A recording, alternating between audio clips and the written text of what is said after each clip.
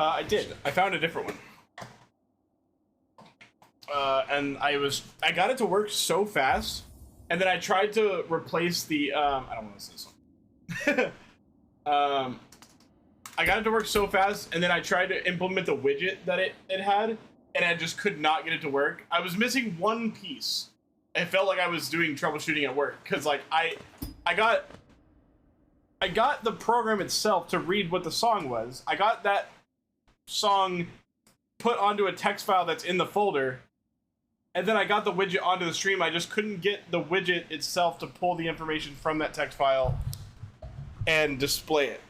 And I couldn't figure out how to do that, so I gave up and went back. I actually like this widget better, and so I just used the other one for the song request, and there's actually a bunch of commands in the stream, and I'm glad you're here, because now that we know them. You can do exclamation point song, it'll show the current song. If you have a song in queue, like if there's multiple songs that like people requested, you can put exclamation point POS, and it'll be what position in queue you are. And then you can do exclamation point next to know what the next song in the queue is. Exclamation point skip, you can use it, I can use it, mods, or if the person who requested it does exclamation point skip, it'll skip.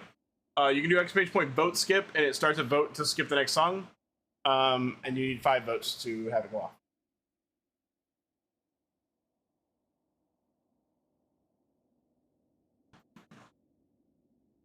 So yeah, bunch of cool stuff we can do with it.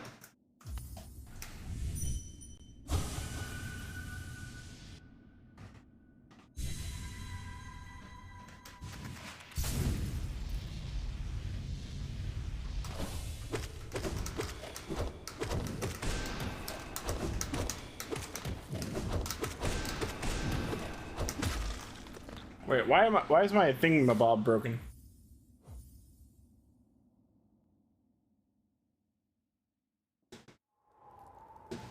Yeah, I just selected that one that I had already made yesterday. So yeah, that's the channel point reward. You can put whatever you want in there.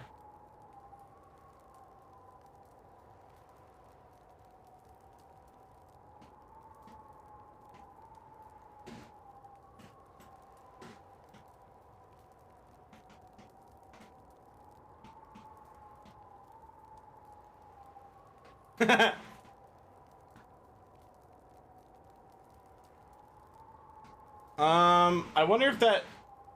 Apparently they don't have a way to refund your 1,000. So you would have to go into the... You can refund yourself, right? Yeah, you gotta put the full link.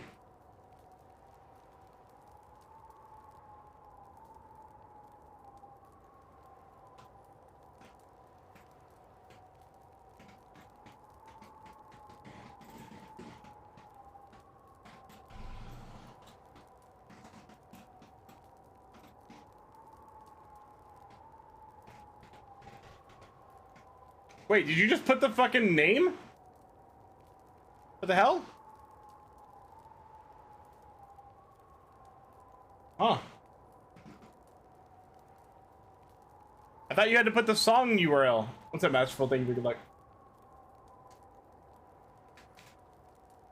Apparently you can just put the song name. Huh. I guess you'd run the risk of it being like the wrong one.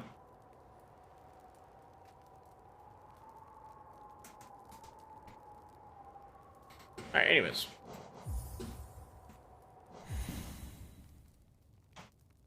Yeah. Why does my hair look weird today?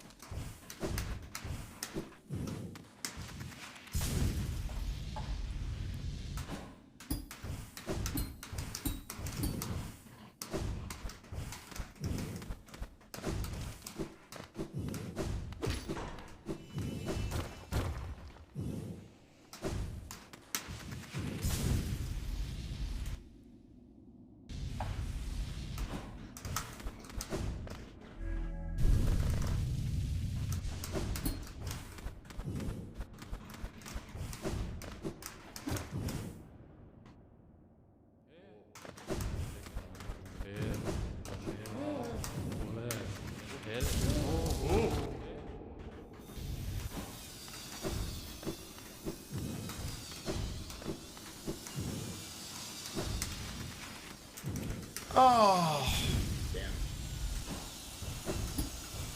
Am I? Is this like a global loaded room? No, it's not. Oh, yes, it is. Damn.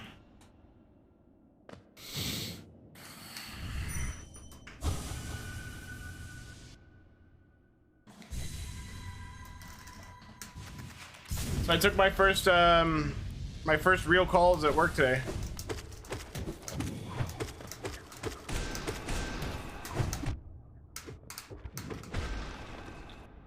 Hey, fern dog.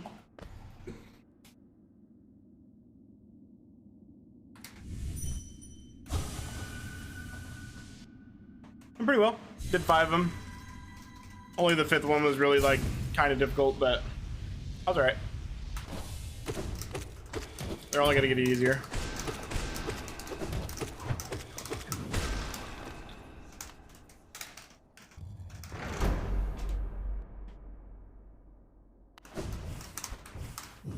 Damn it. Also, I go to my first Astros game of the year on Sunday.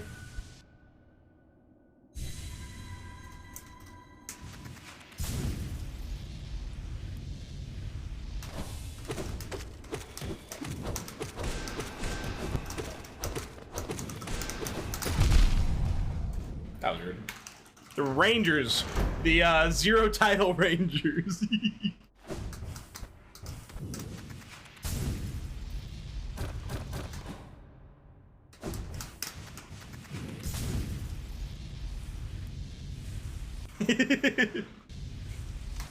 Yeah. You know who was also in first at this time last year? The Angels. You know where the Angels ended up? Fucking last.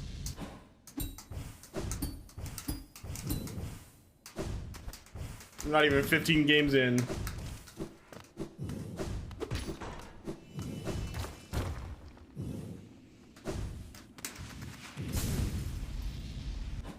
You already got refunded yesterday, Fernie. Shut up. No, I'm just warming up with White Palace practice.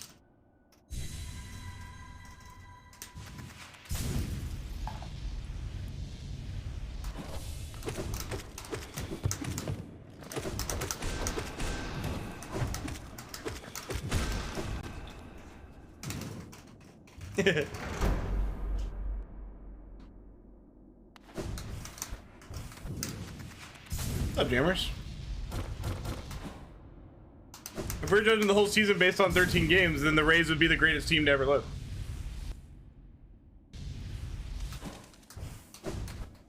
I know, right?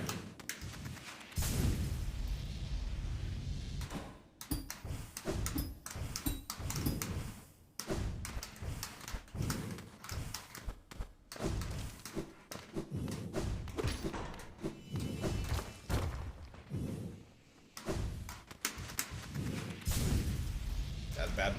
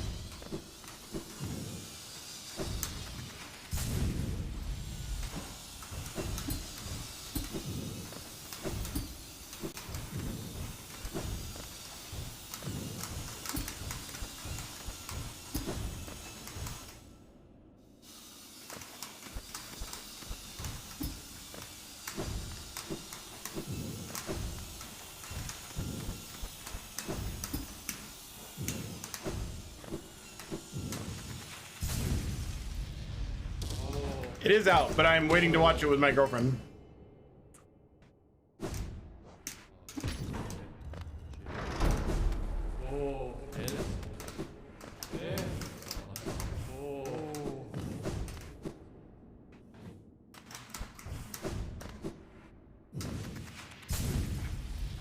Hell yeah.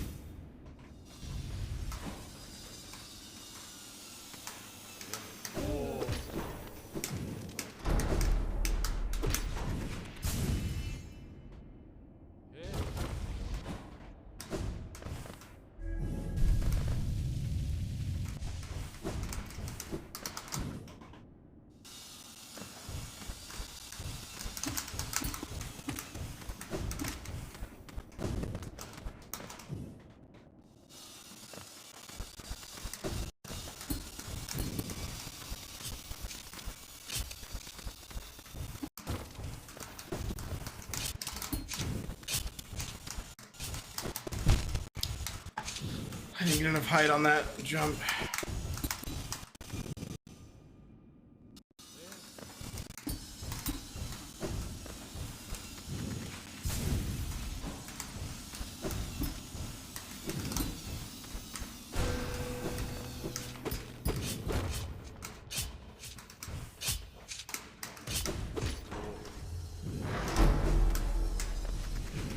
Golden.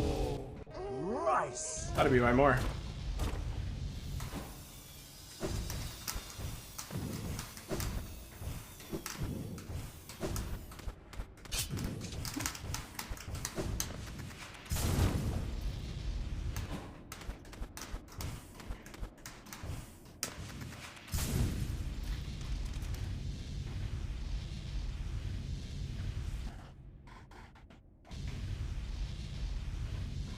So clear, never forgets.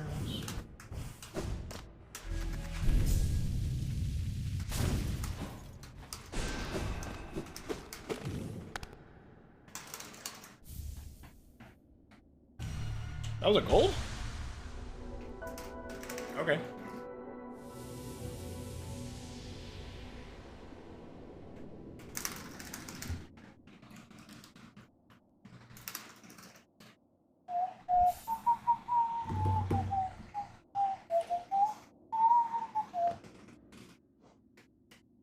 Thanks, sir.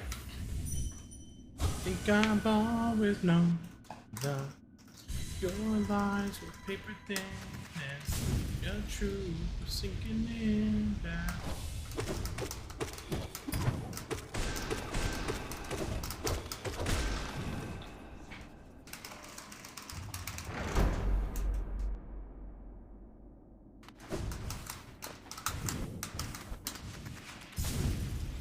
What a horrible way to throw that fucking lead I just had.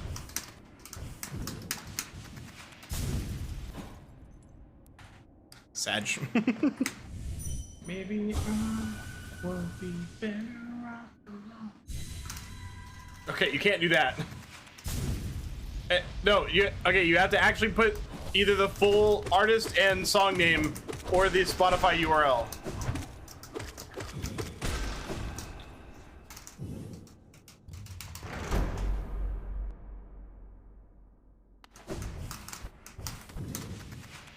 Here, bud.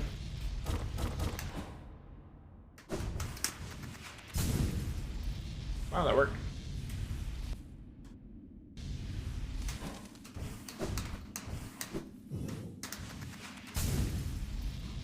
No, Jay, can you refund him? Or can a mod refund him?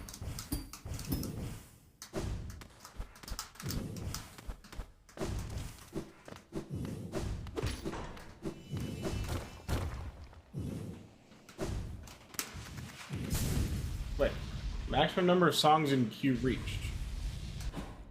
Oh, because, okay, hold on. Zerk, I'm gonna have them refund both of those, and then I think you can only have one at a time. So the other one's still there. Ooh. What the fuck?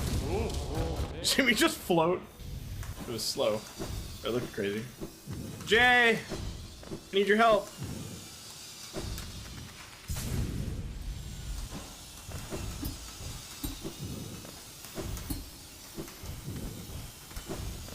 Hey, best slow boy. I remember you.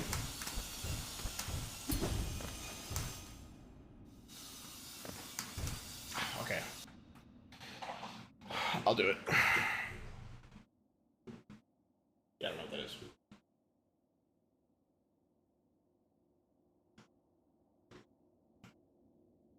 Fernie, you could have done it. What's that, Pound? You also could have done it. But I'll do it. It's fine.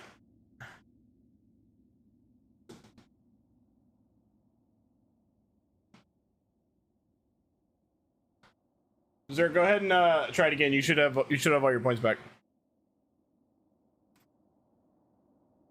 You're fine. No, you're fine.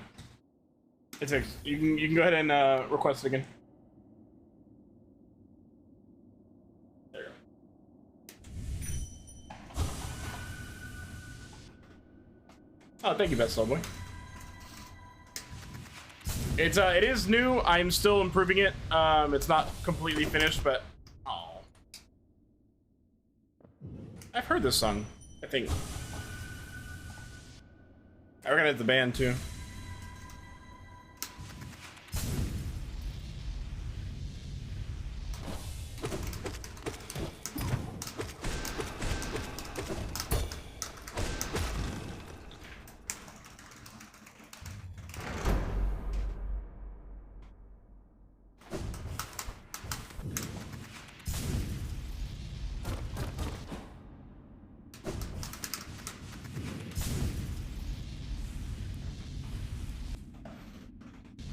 Okay, explain to me what math rock exactly means.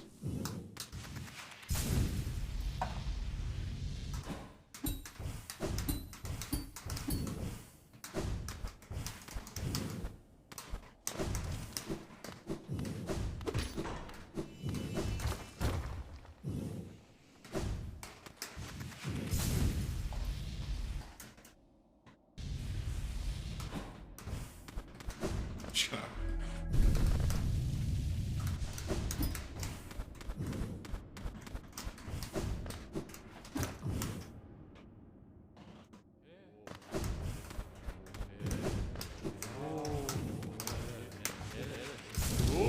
Shit.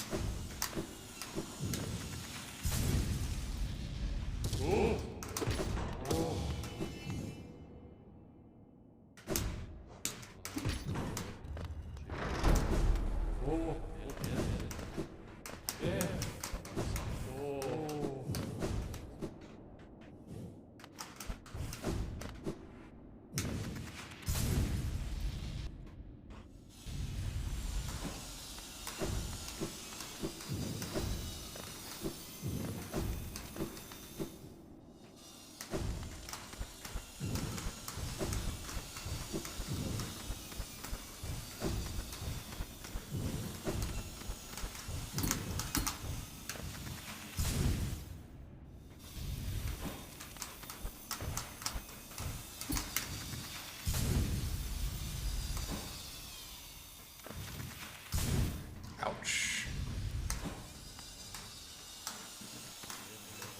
Ooh.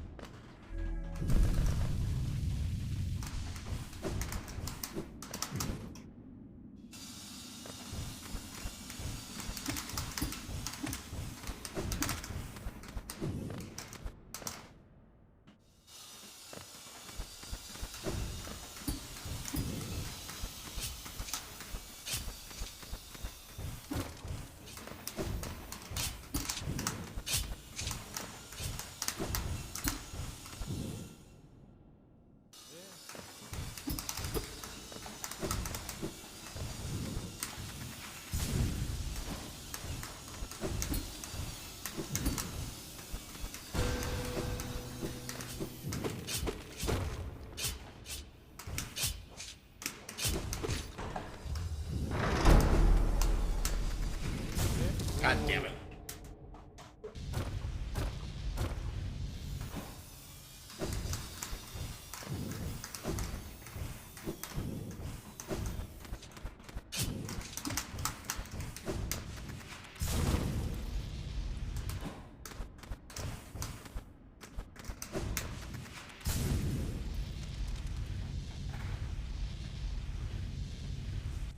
Thank you, Elf? For what? Oh. I mean, I haven't done it yet.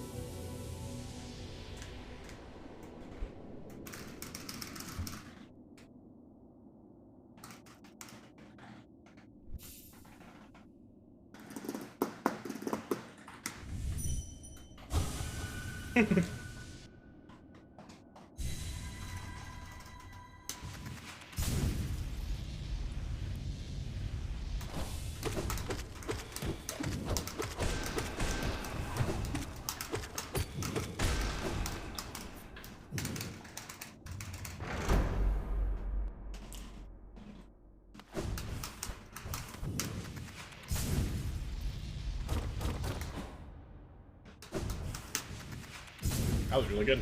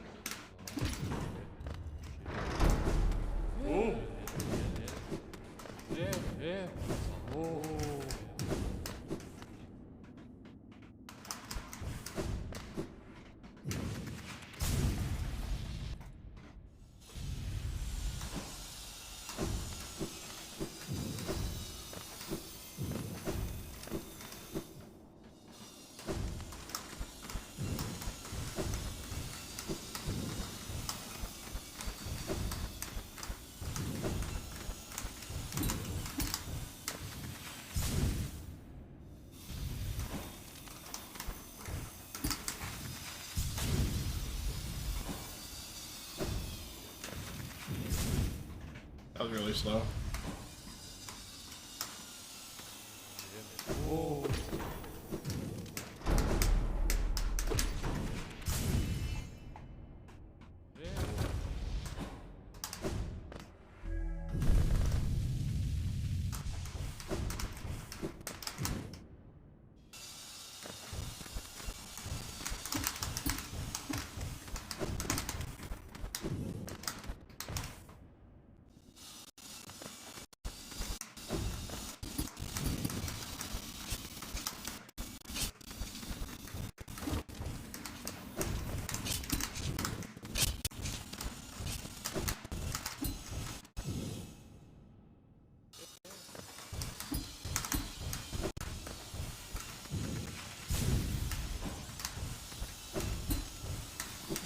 God, I suck so much at this video game, dude.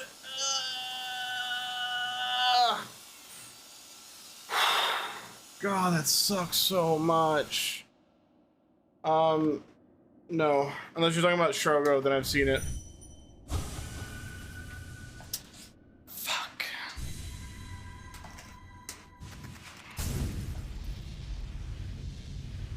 Yeah.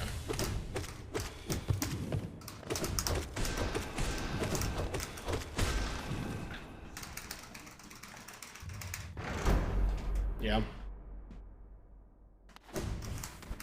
I would have voted against it if I was allowed to vote.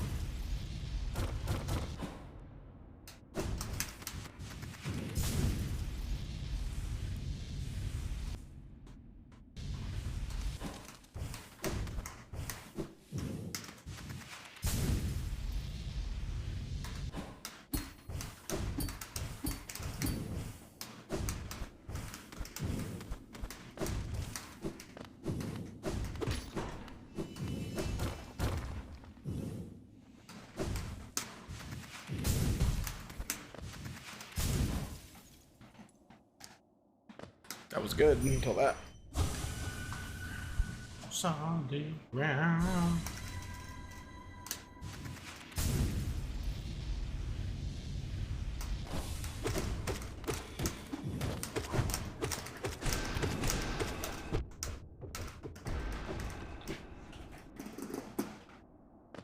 If you wanna run away to tell me now, tell me now. Ow.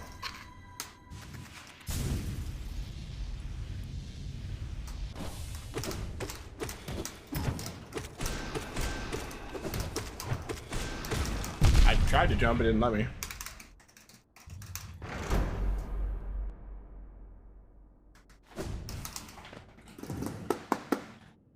Run around, just tell me now, tell me.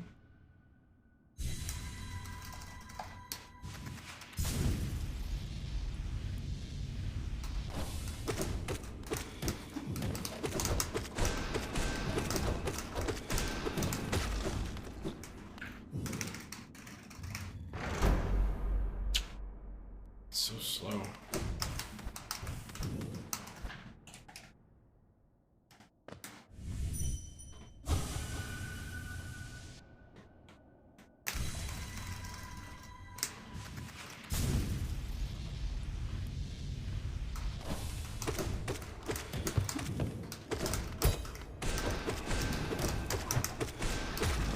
Jump, please.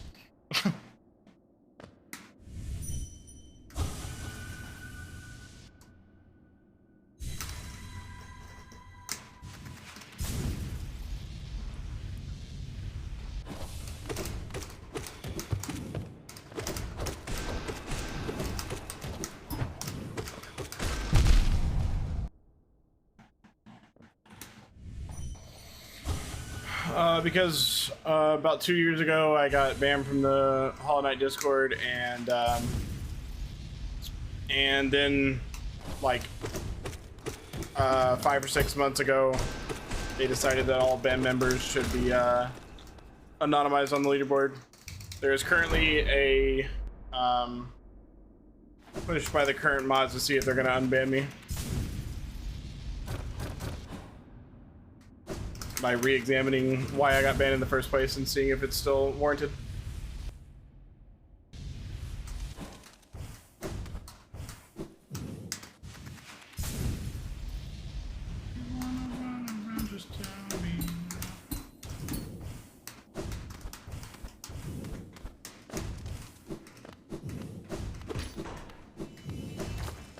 Damn it. That's good.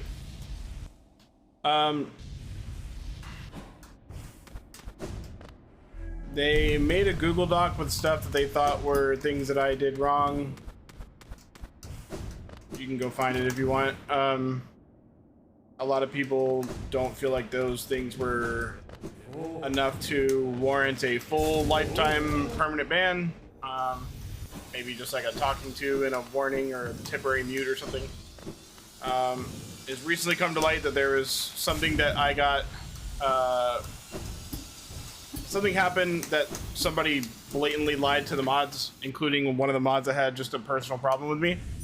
And they lied about an event that happened that I said I had something to do with it when I didn't, and nobody ever told me that's why I was banned. So now the current mods are examining that and looking at all the evidence. I have to stress, this is not me saying I've never done anything wrong and I'm perfect and I didn't make mistakes. I definitely did and said dumb shit when I was younger and more ignorant, and I don't know. I've definitely made a lot of mistakes, but I feel like I've paid for them.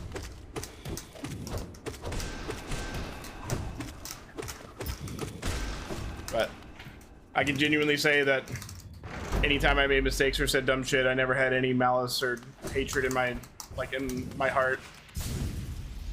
It was mostly either something stupid or I was like venting.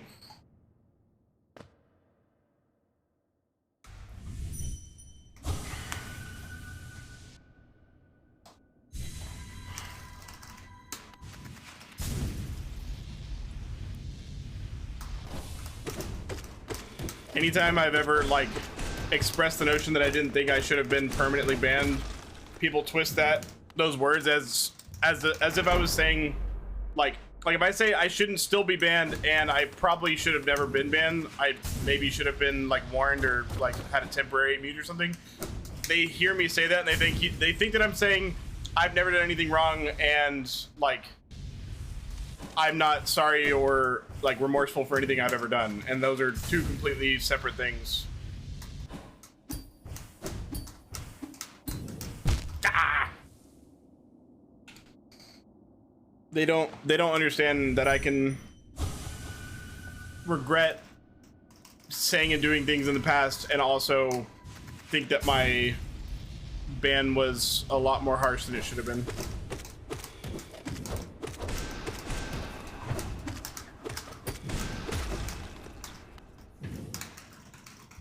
That's the long and short of it, pretty much. But yeah, there's currently a open forum and discussion on the Hollow Knight Discord to see if they're gonna unban me.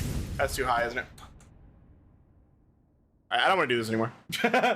Let's go practice other stuff.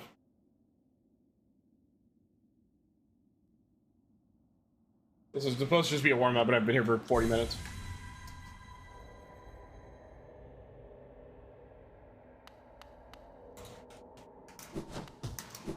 I can't stop.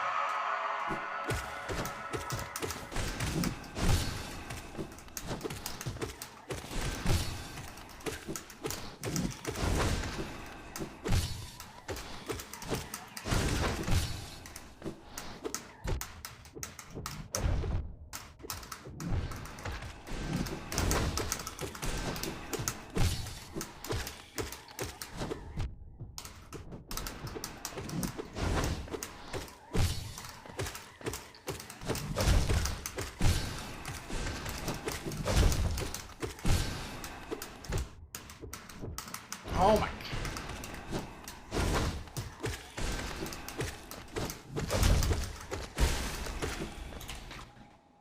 So many fucking nail hits where I'm just like swinging too early when I'm like just out of range.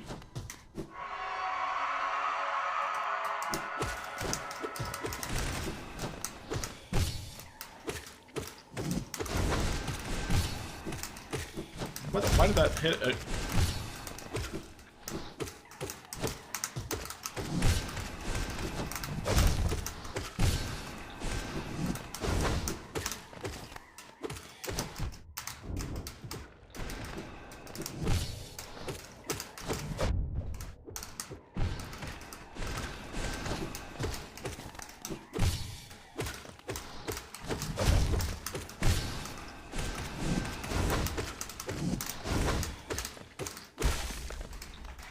.44 is not bad.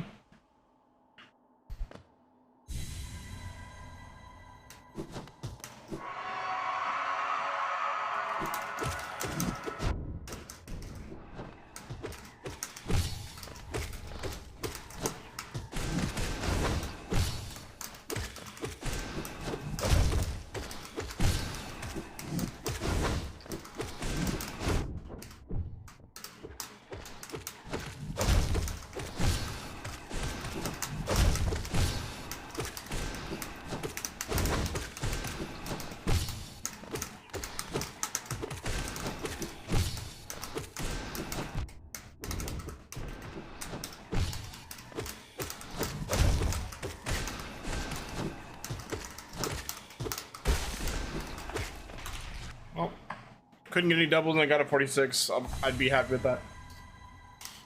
Also, I'm considering turning on song requests to just be a chat command and have it be free until I start runs. And then it'll be 1,000 channel points. What do you guys think?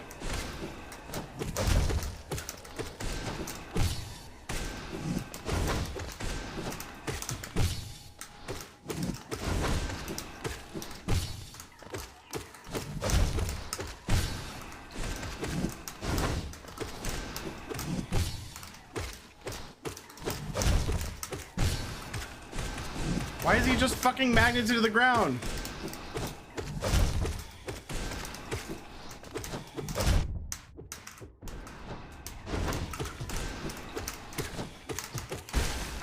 God, the 47, because there was 4 fireballs in that whole section where he's just 1,000 pounds extra for no reason, and he just will not get double hit. That probably should have doubled.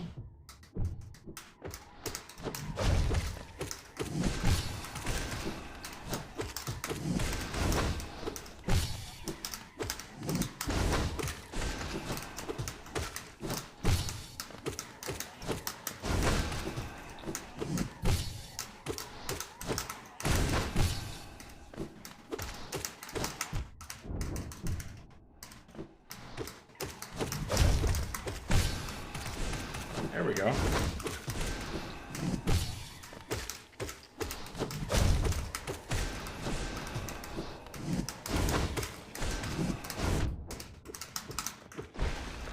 $49. All right, here. I'll give you guys.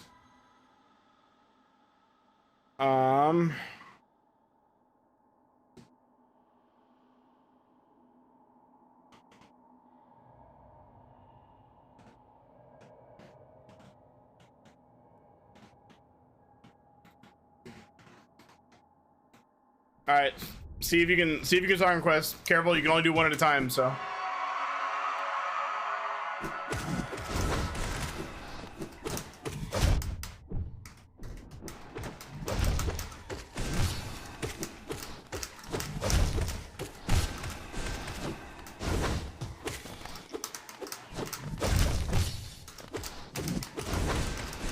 Yeah. Or if you do exact song and artist, it also kind of works.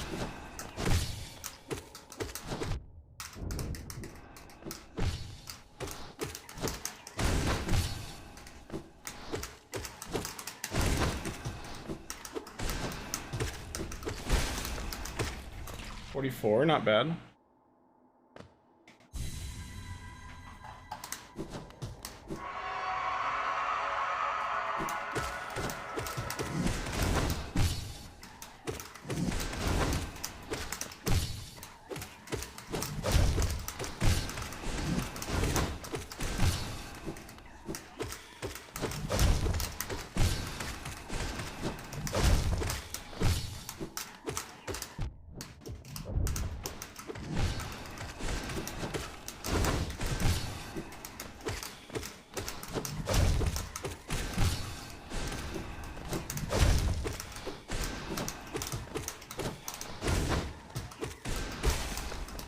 Ooh, a 40. There we go. That's what I'm looking for.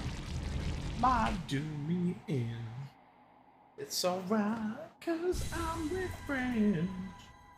Wait, Pound. I was telling you to do the free one.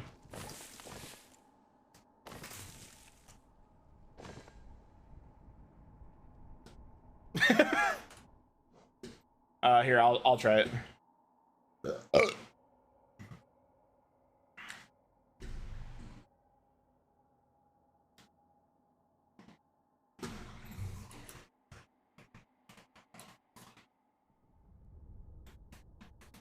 Like that.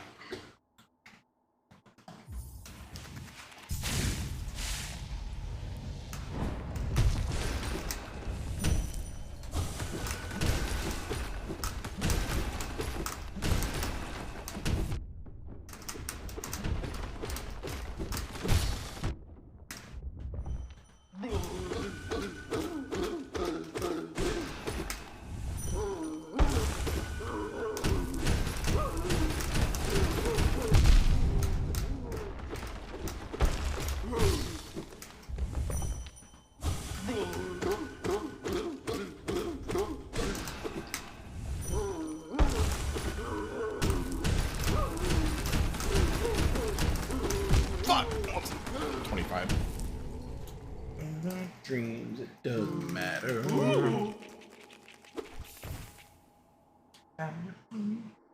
Off that ghost.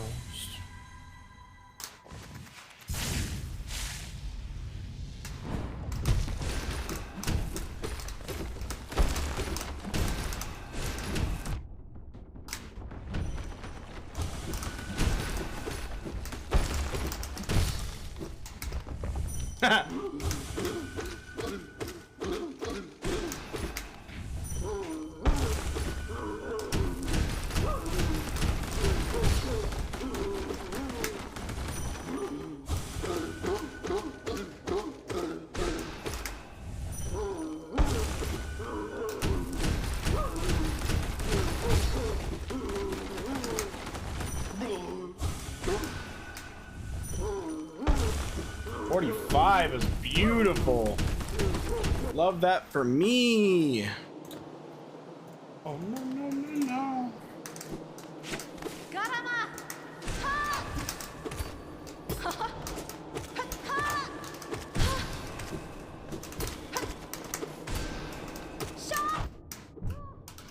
Need my reactions to be a little bit faster than that.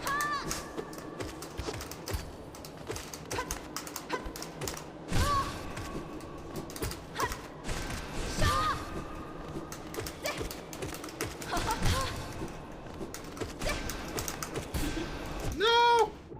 No! This time I might just disappear.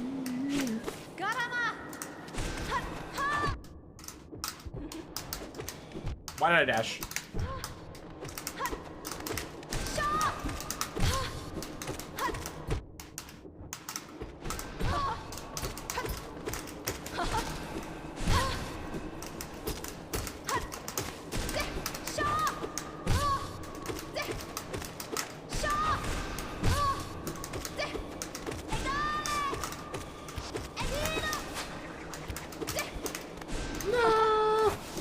What's her health? What's her health? 15. God damn. Are you practicing Pantheon? No, I'm practicing Hornet 2 for the True Ending run.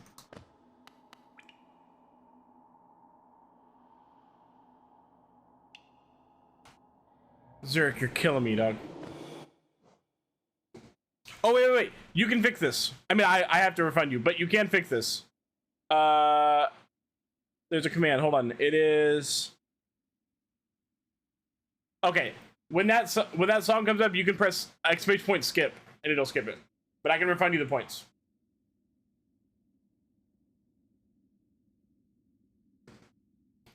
Oh, came down to this like a song of premonition.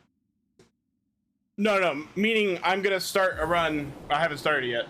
I'm still warming up / practicing. But I'm gonna start a run, and just whatever I get. And I'm not gonna like start another one or like stop in the middle. I'm gonna finish it.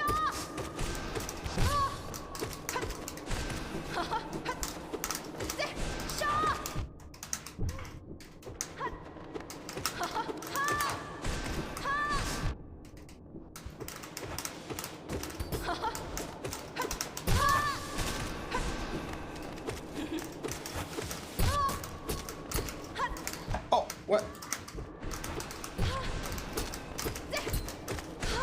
That was so bad.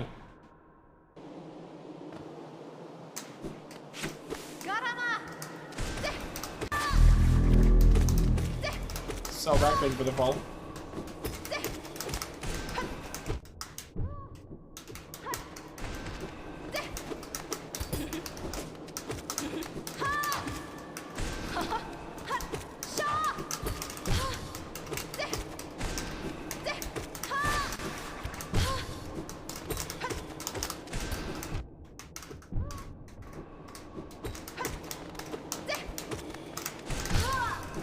I'm dying for you.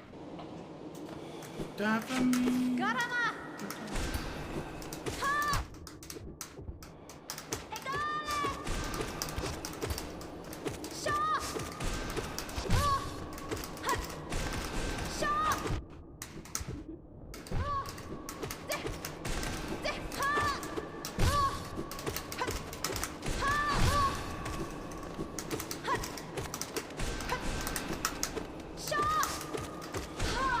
Oh, I knew she was close, so I just said, "Fuck it, we're getting sub 30, baby."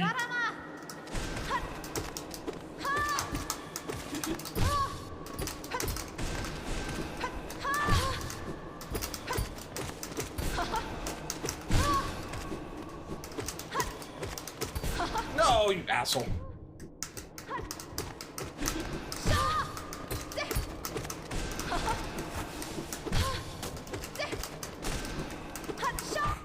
What's her health?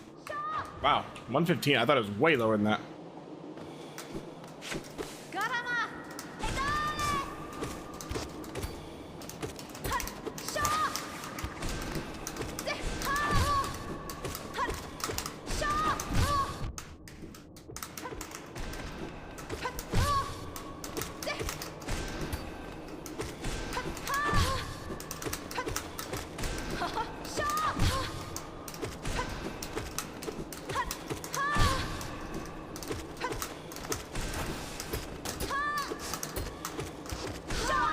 I was so slow, but I was like, it was impressive to me what I was doing. It just wasn't fast.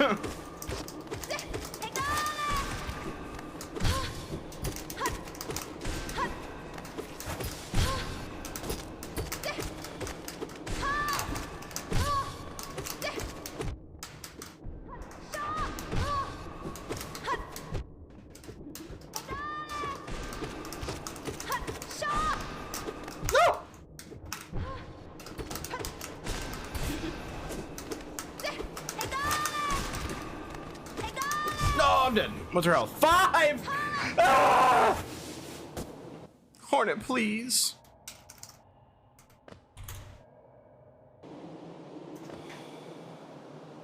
Did I read this right? Is this Avenged Sevenfold? No. What is this?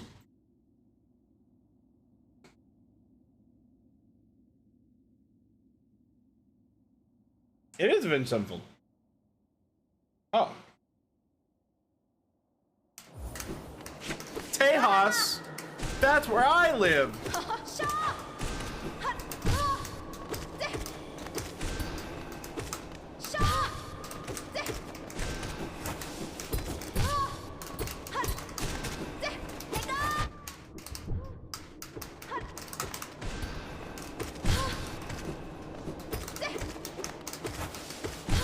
This is a good choice for a cover for them because, like, it feels like, correct me if I'm wrong, that there's a very large overlap between Hispanic people and people who love Avenged Sevenfold. Maybe that's just in my experience, but...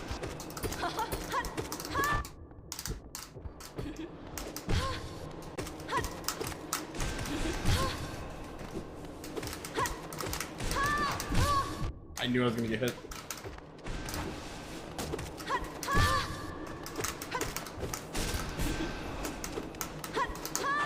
No! God, I'm dying so much.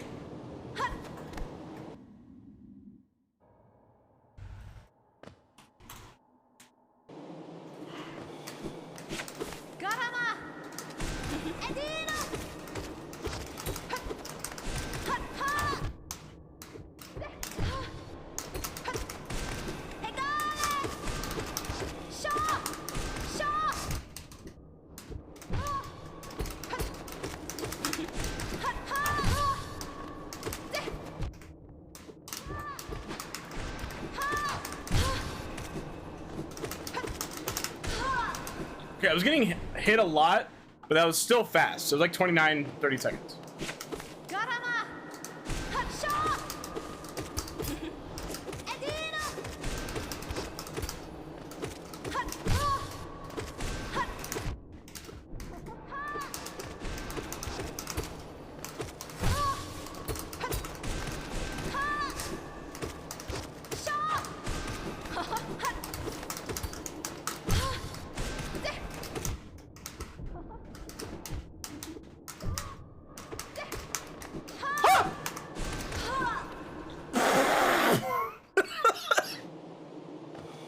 Oh shit.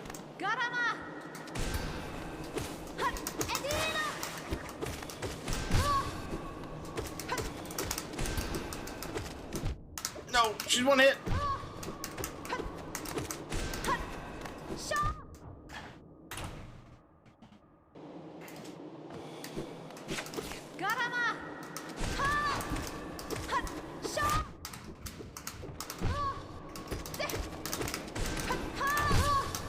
Oh, I suck.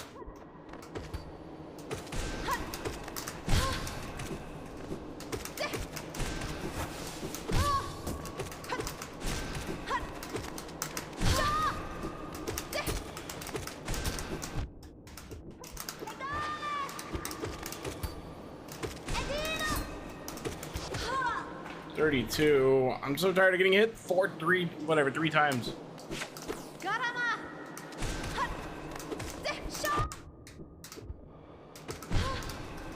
Yeah, but they didn't double. God damn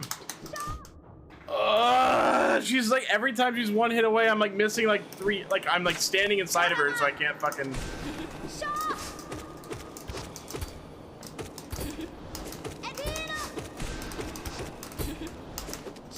Stop fucking countering.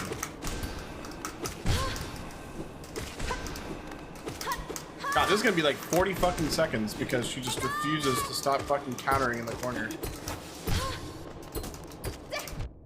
I fucking... What is her health? 250. Oh my god, that was the worst pattern I've ever seen. I think that actually might have been the worst pattern Hornet's ever given to anybody in the history of this game.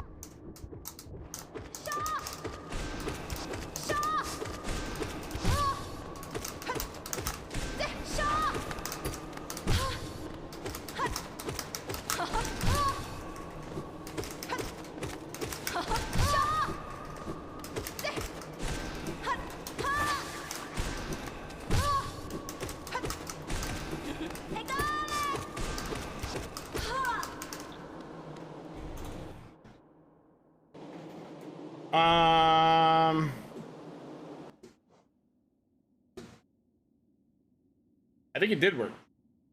It just... No, I think it did both. Let me go turn it off. Stream elements.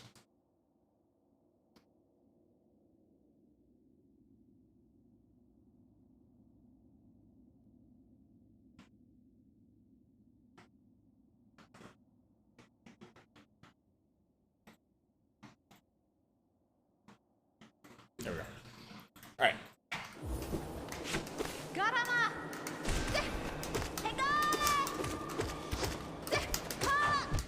Yeah, it skipped what was in the YouTube.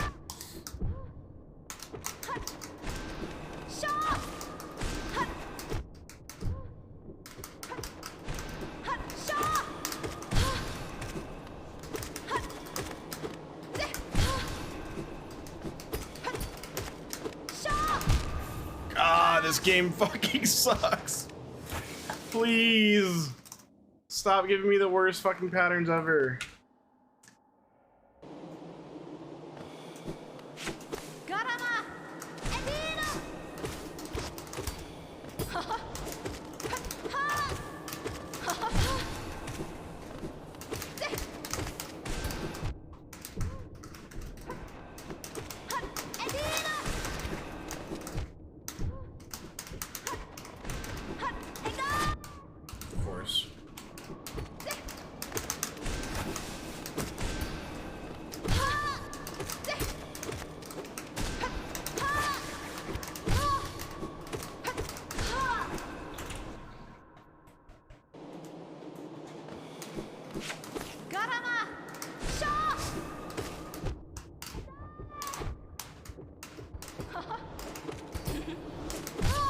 Jesus fucking Christ, dude.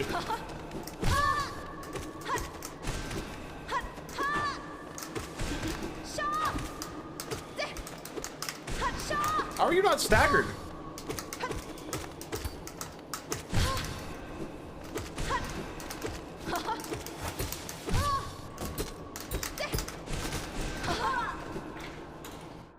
That pattern was fucking horrible, but I got a 33, so fine.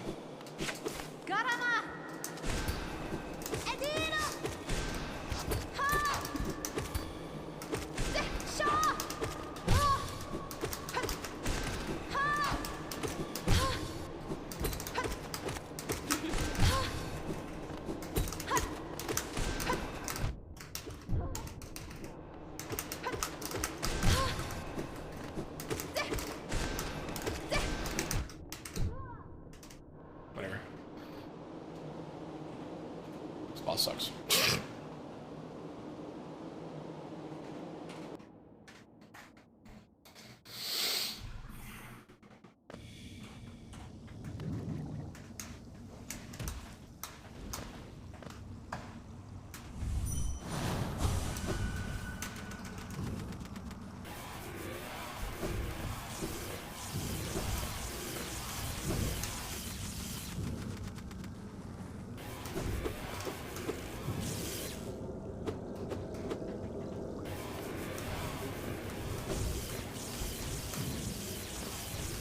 Fourth attack.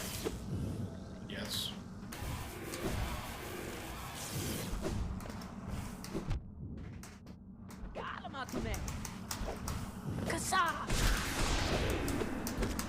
Are you fucking? I barely missed both sides of the platform. Like, I want to see that actually. How close did I get to landing on that?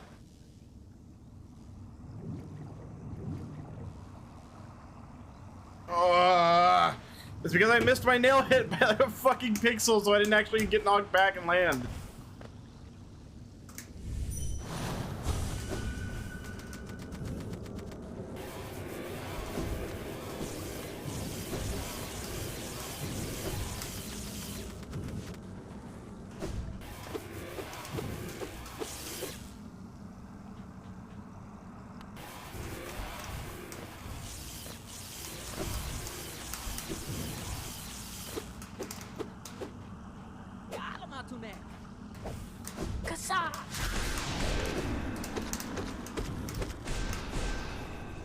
Wow, Umu was really low right there. I'm surprised that worked.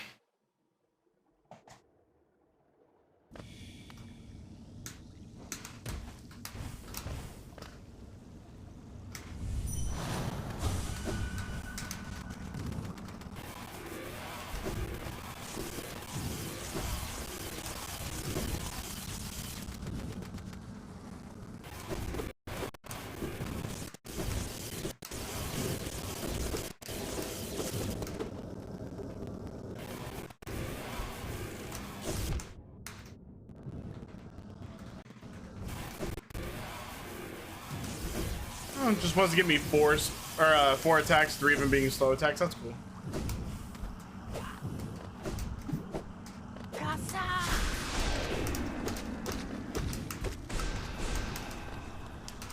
Yeah, suck my fucking dick, Umu.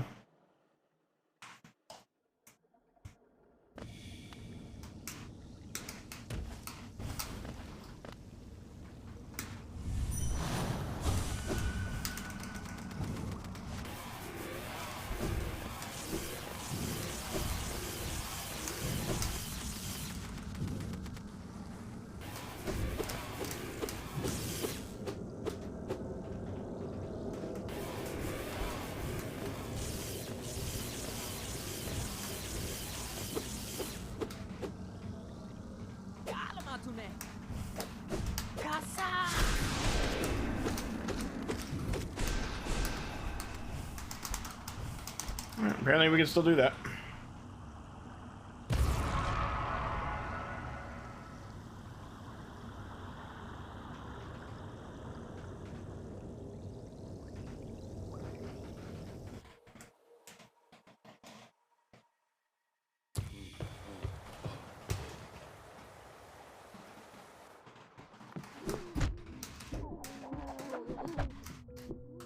Dude.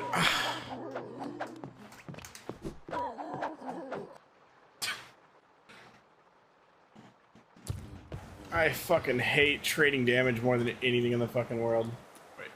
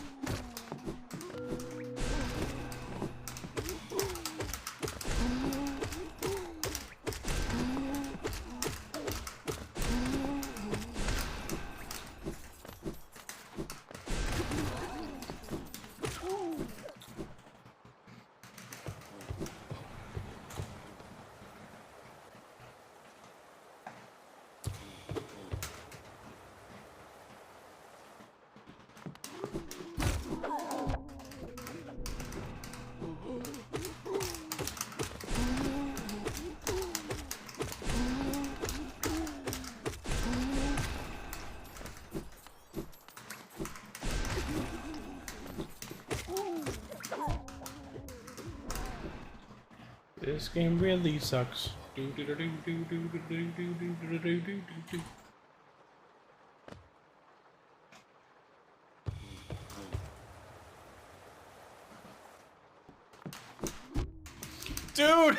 you can see my fucking spark on that. What? Okay, what is this guy's hitbox? Is it the worst thing I've ever seen again? Like every other fucking hitbox in this game, man. God, look at all that fucking empty space above him. This game is so fucking bad.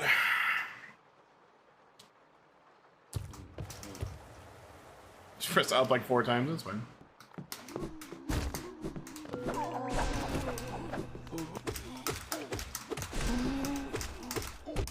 Please double hit, man.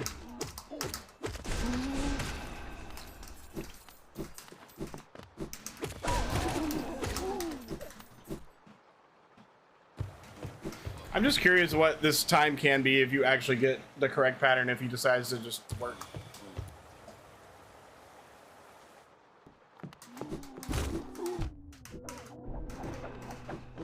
I don't know if that doubled. That didn't. God, nothing works in this game, dude.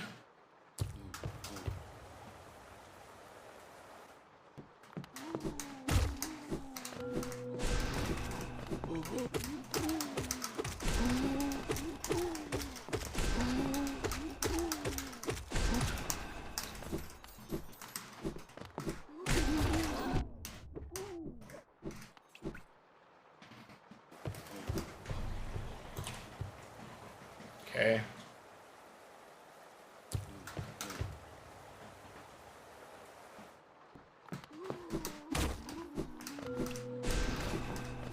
Don't think that doubled.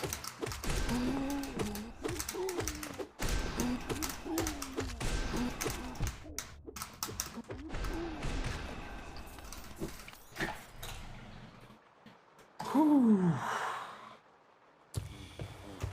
Shit just don't work. God, please, dude.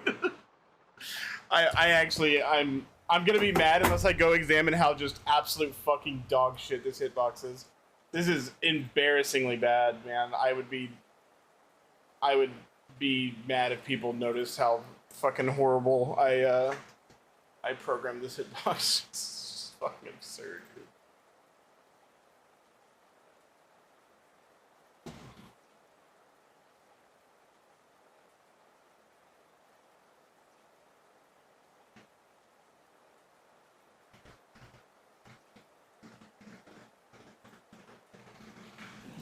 Dude, you can't do that.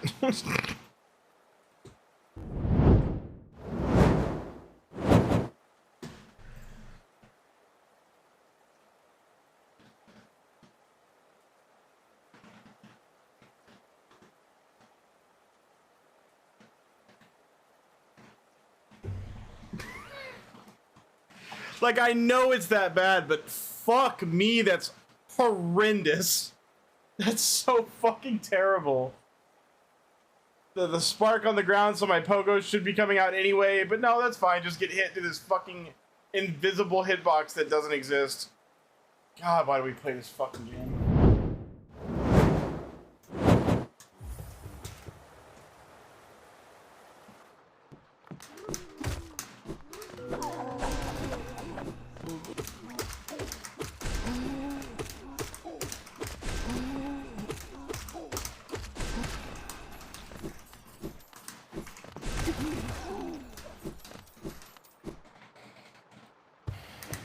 Jesus.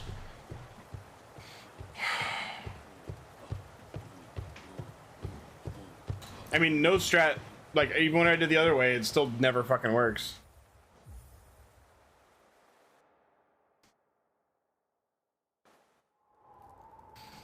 Because every time I do the other strat, I have a 1 in 20 chance of my fireball double hitting on Gorgeous House, so I just gave up. It just doesn't work. But of course, for some reason, the game takes everybody's chance of double hitting and then divides it in half for me. I don't know why.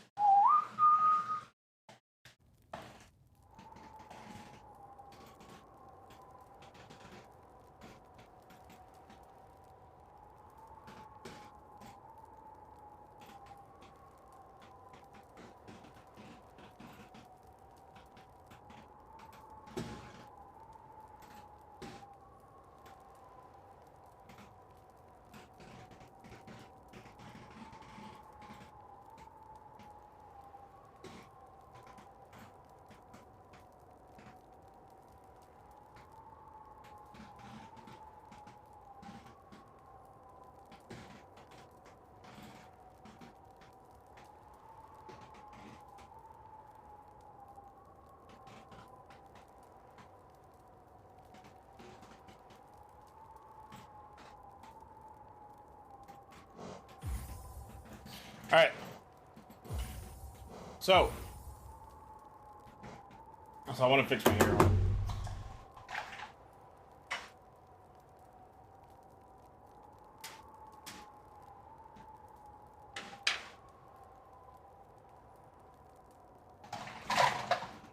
Okay.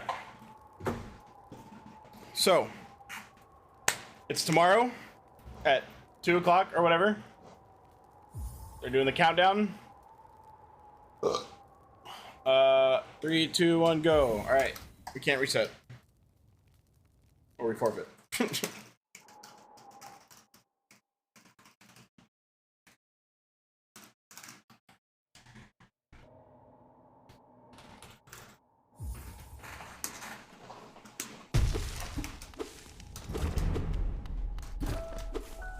Oh.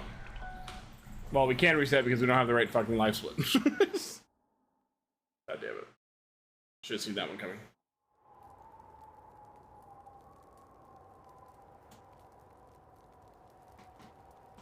Okay. Now we cannot reset. 3, 2, 1, go.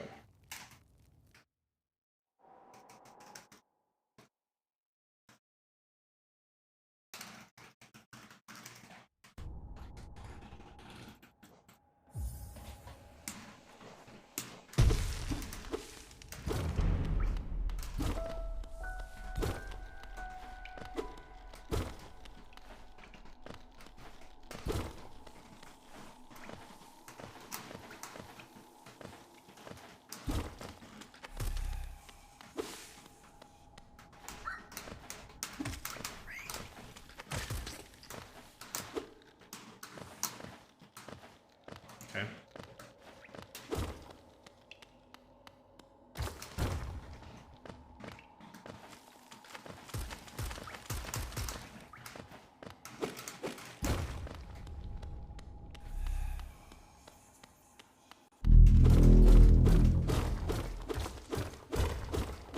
Compute 28 gun. Hey Beanie, thank you for the resub, bud.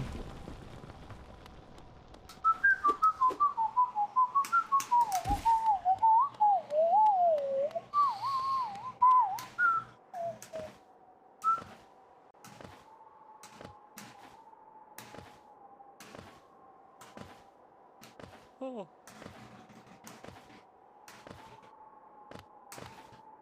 Thank you.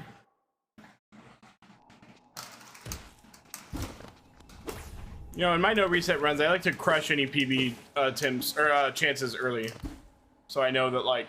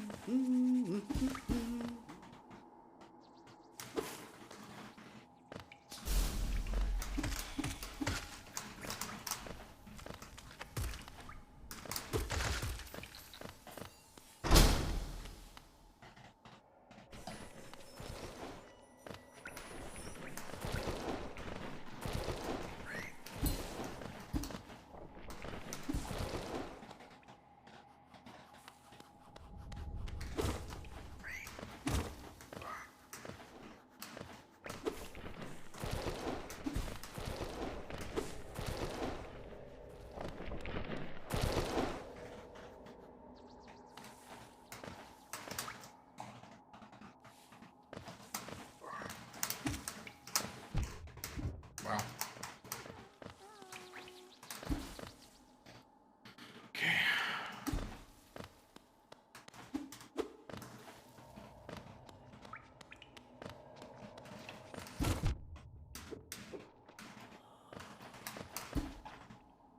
All right, I'm just not gonna get upset because this run is gonna suck.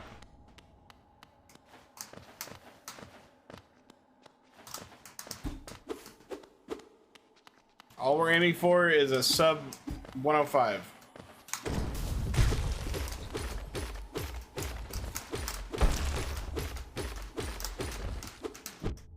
Please, man.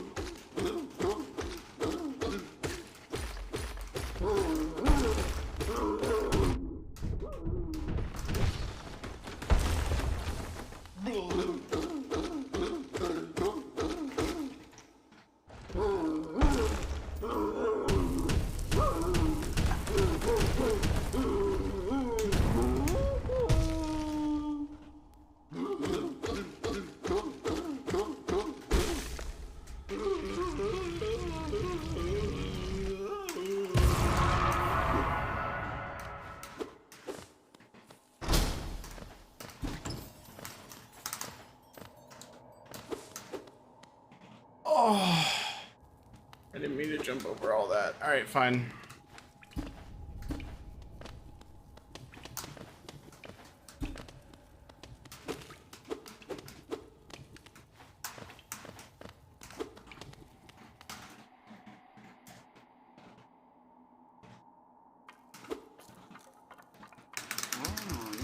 I'm gonna get every single piece of fucking geo I can possibly see. Jesus fucking Christ. Okay. There's a lot of run left.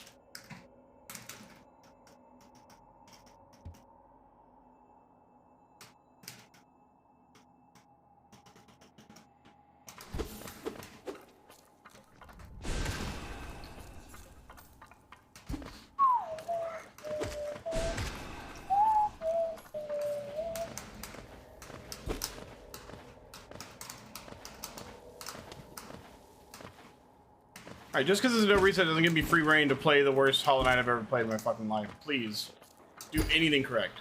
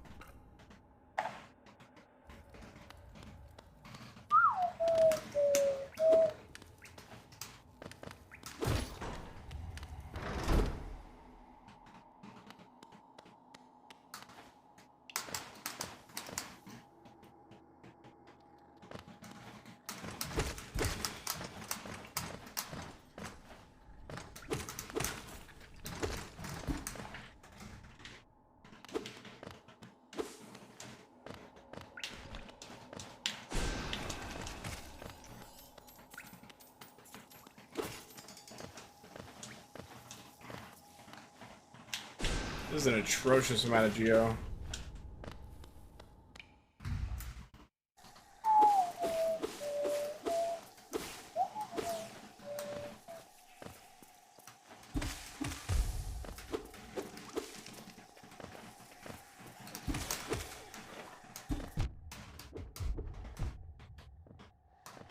I thought I was just forced to take 2 damage there, man. Like, whatever.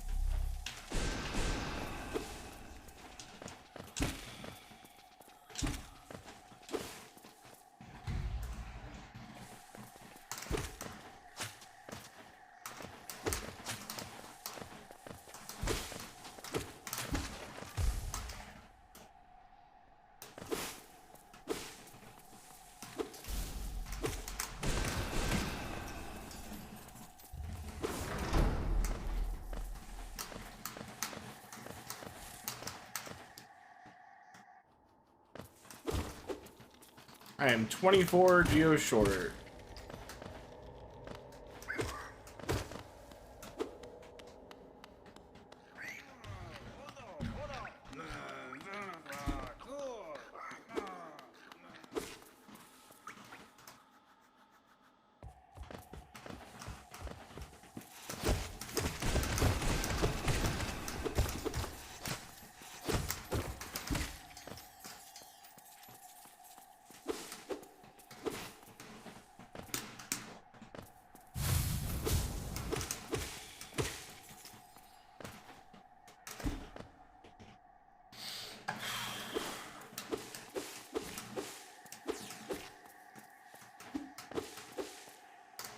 Droshik Halimo. Garama! Shaw! Ha!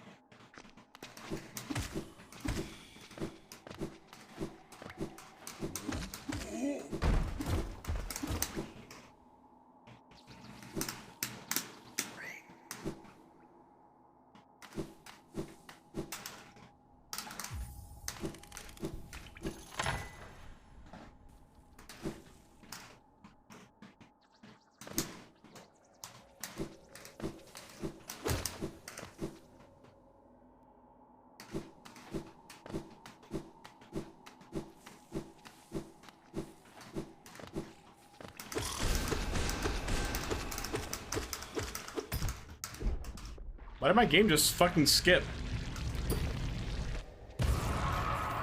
Oh, because it's bad. I forgot. Duh.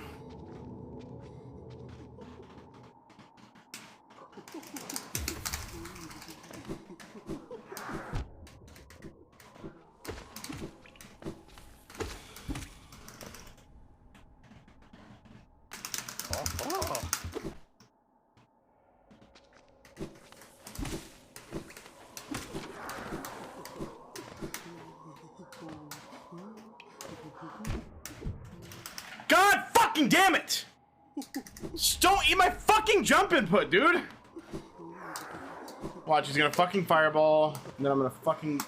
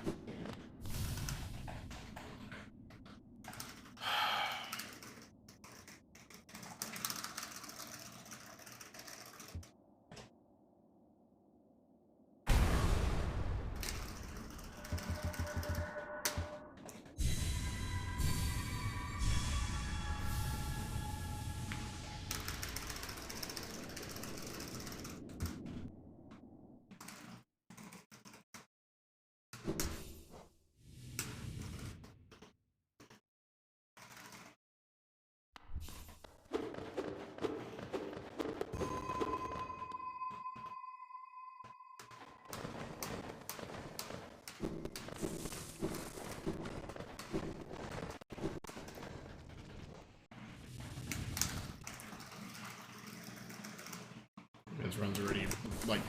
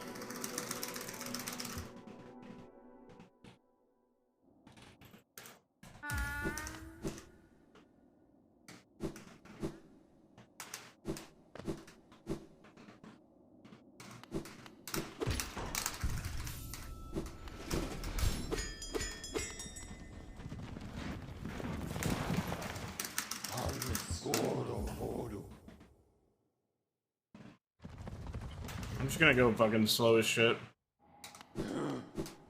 Just take literally 0 risks. Cool. I don't know, I just don't care anymore.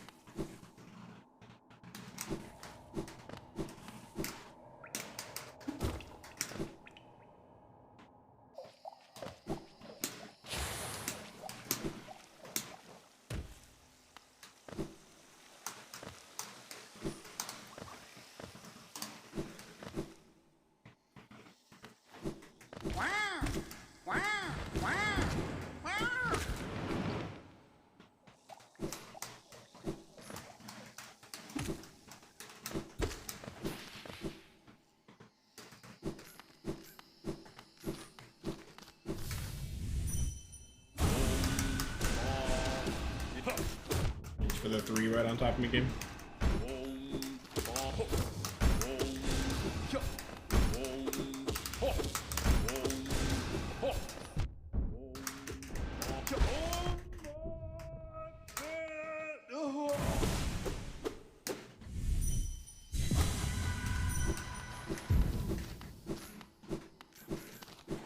Of course I get a great who.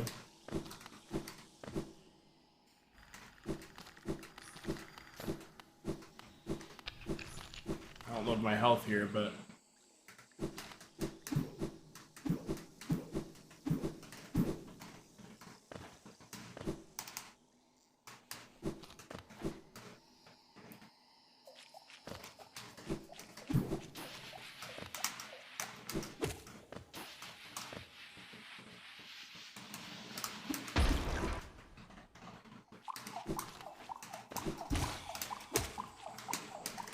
thank you, Mason.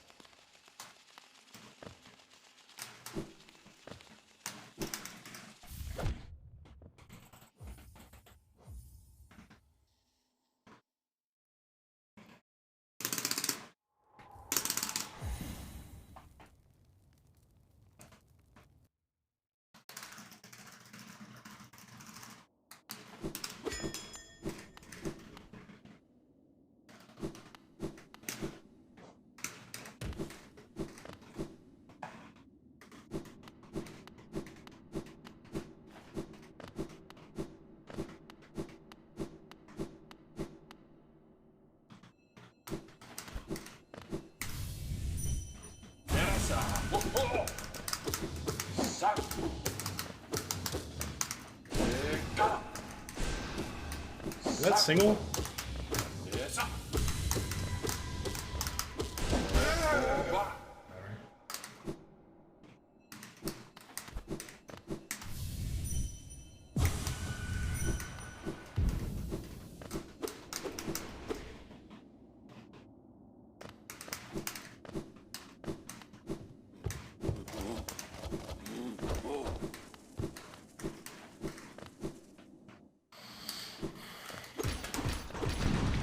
I don't care. Go back.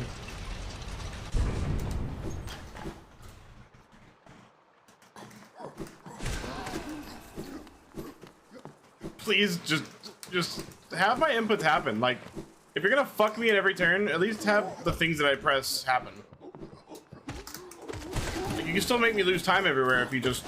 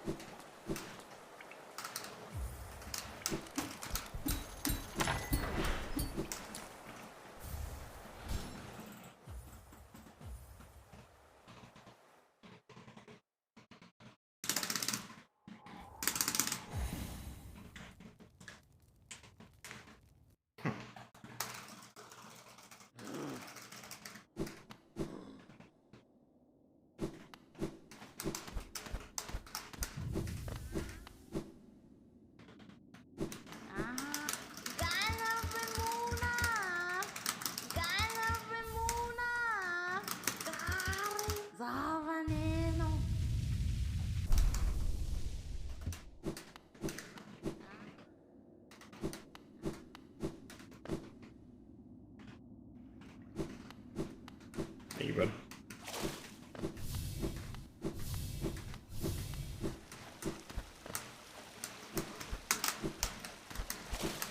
Of course.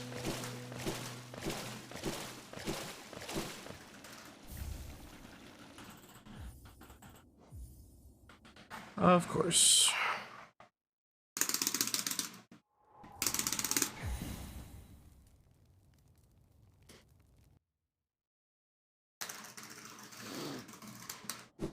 Thank you.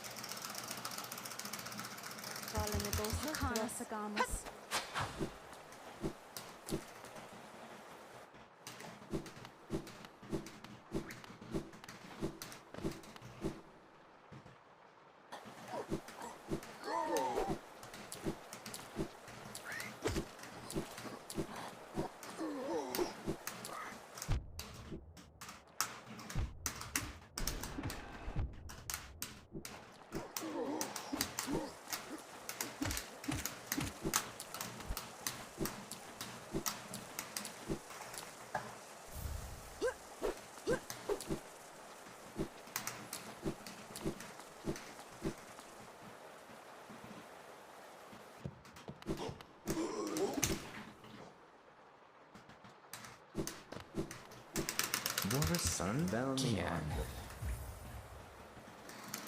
Kacheo velmi arvet. Velmi arvet. Velmi arvet. Kacheo helmet.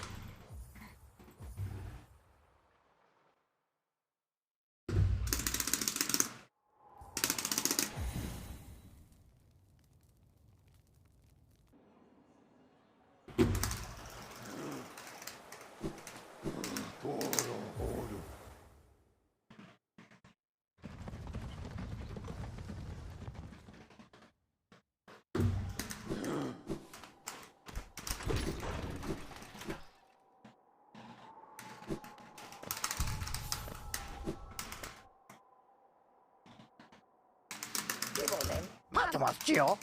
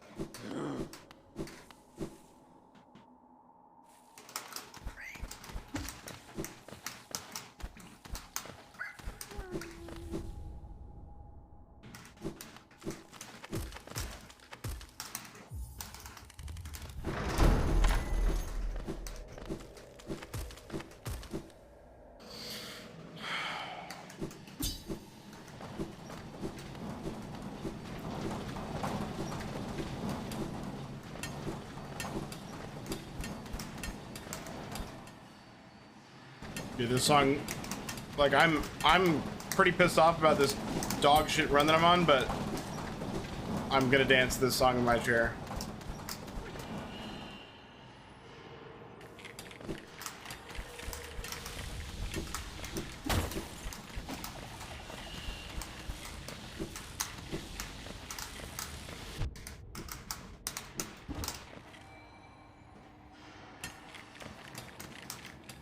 Okay, just refuse to jump. That's cool.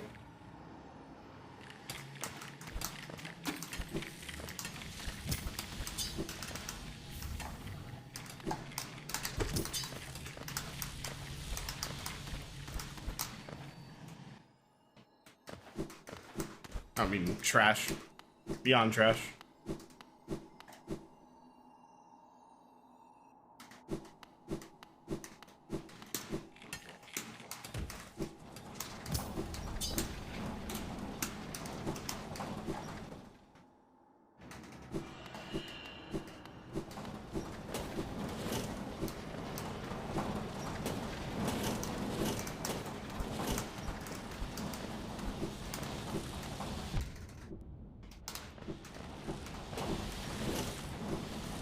I was only able to catch bits and pieces of it because it was my last hour at work, which was like the busiest that I've been.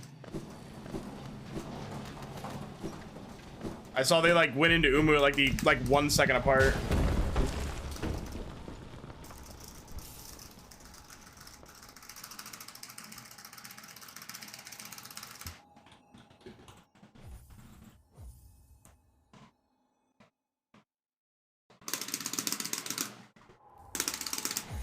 Yeah, I was watching a lot of it. Like, I caught like a little bit of the beginning, but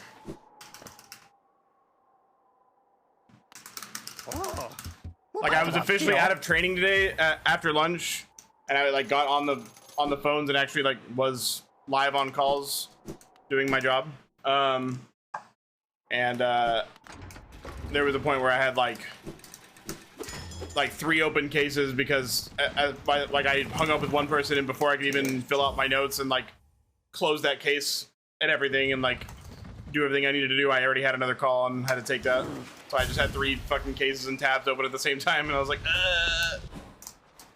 and I had my phone with the race on my desk, and I like.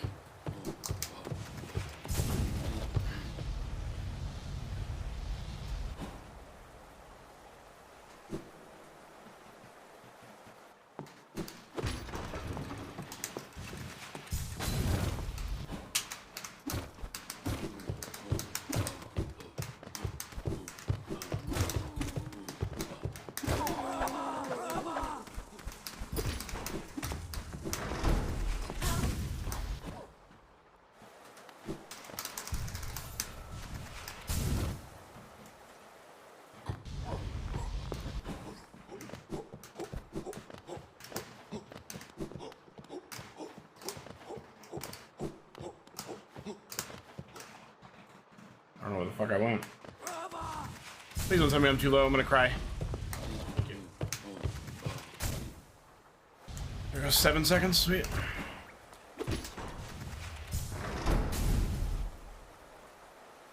I'm actually, dude, I will admit I have actually cried to this song before. I was just going through a lot and I'd like just let it out.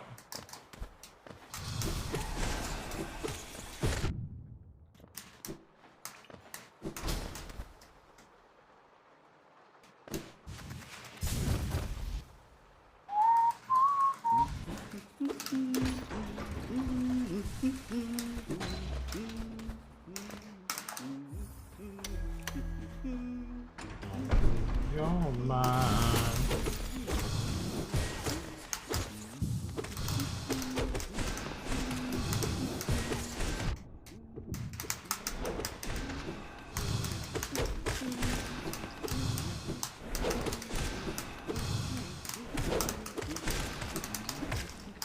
This game fucking sucks.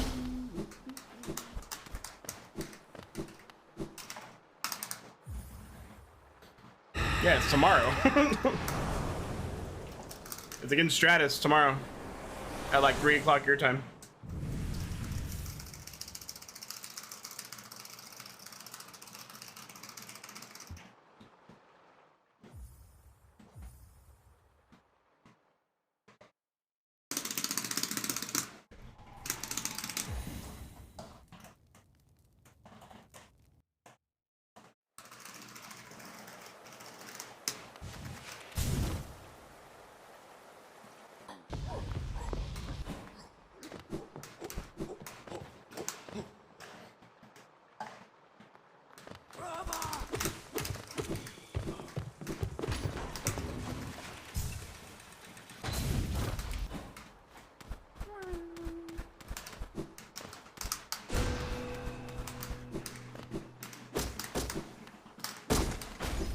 Idiot.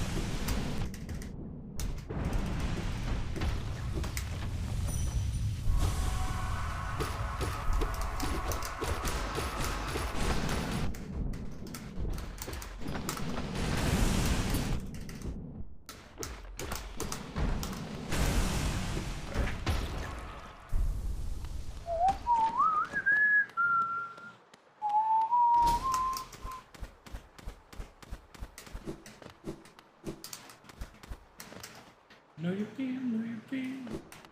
I can do the same shot. Know your heartbeat.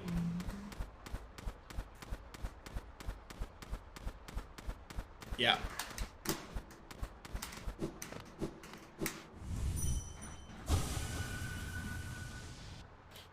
It gets harder. Days get longer. Close your eyes.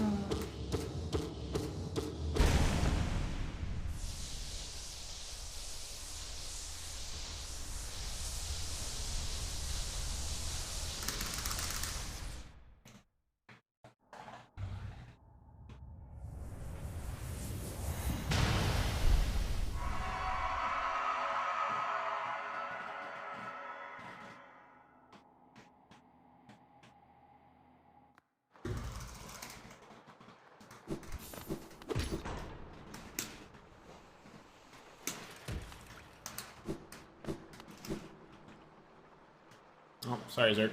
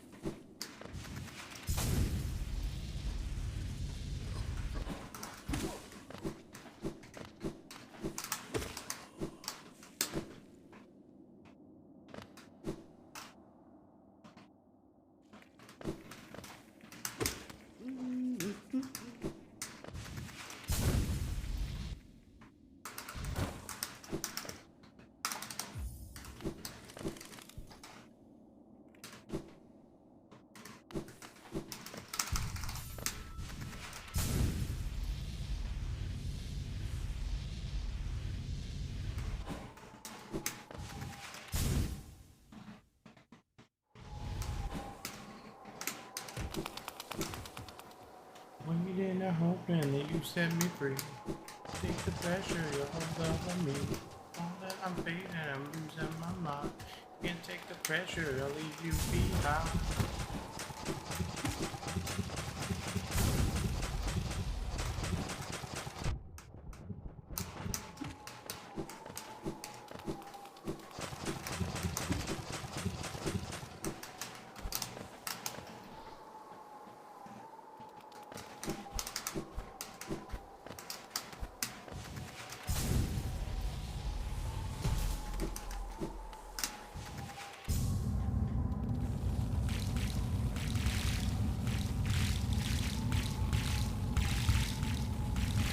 Oh, I didn't mean to.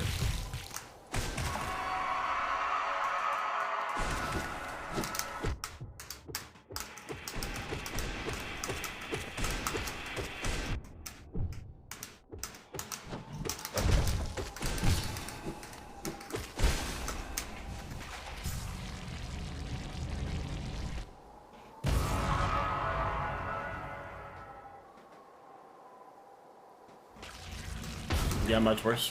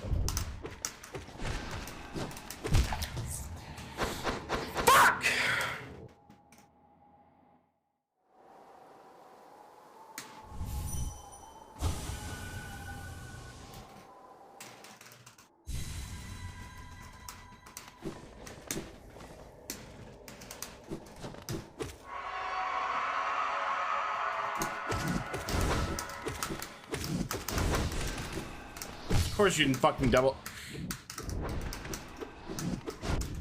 Fuck! Holy fuck, dude! Please! Please!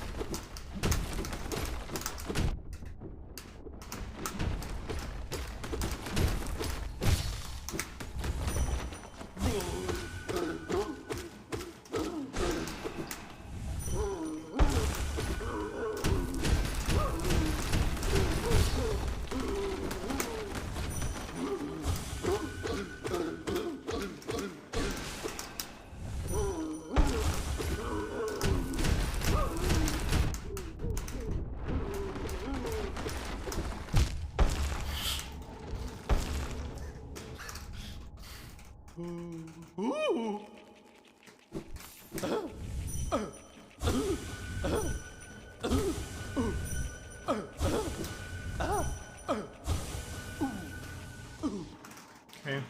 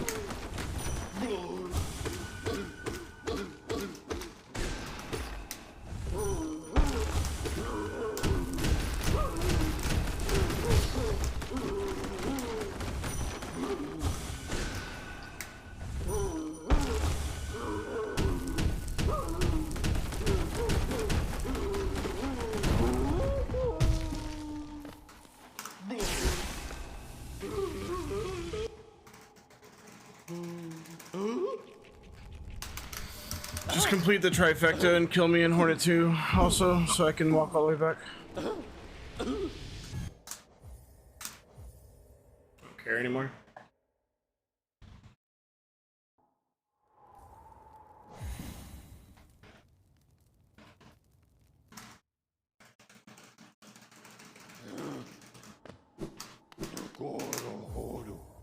Just gonna lose tomorrow anyway, so let's get this over with.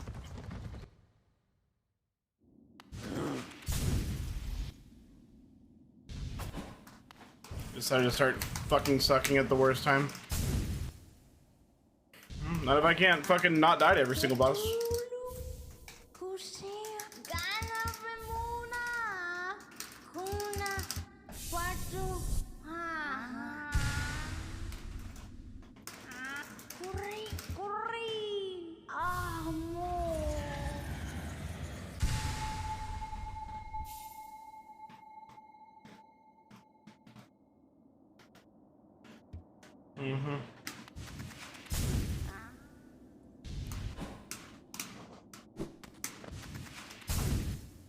I can't even get a 104.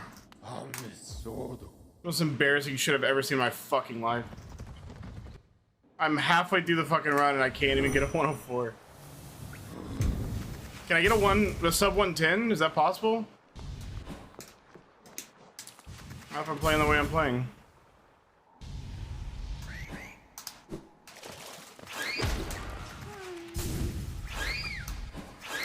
I wish I just hadn't streamed today and I just instead just did the run tomorrow and lost. Just so I would have not thrown my fucking Friday night away.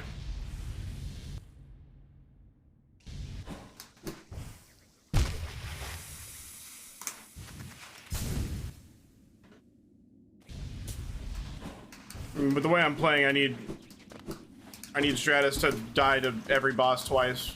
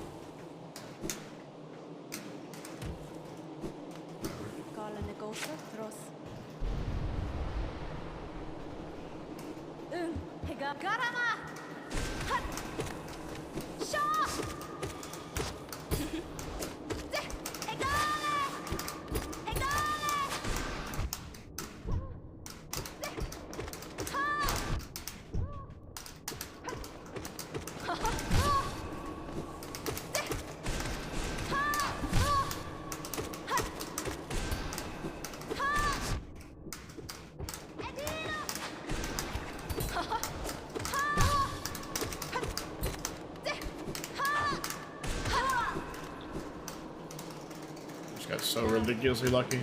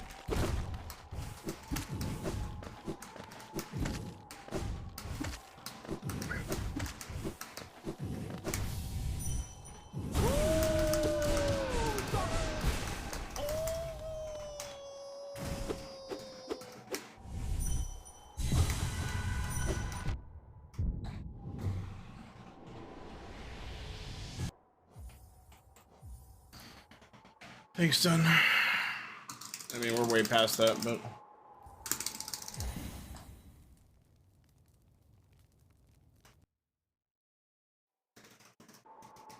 This run is gonna be like... end up being like a...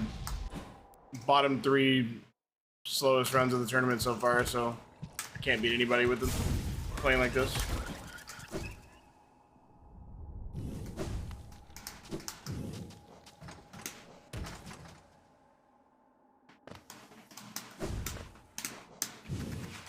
Yeah, I shouldn't have played today. I should have just played tomorrow, sucked and lost.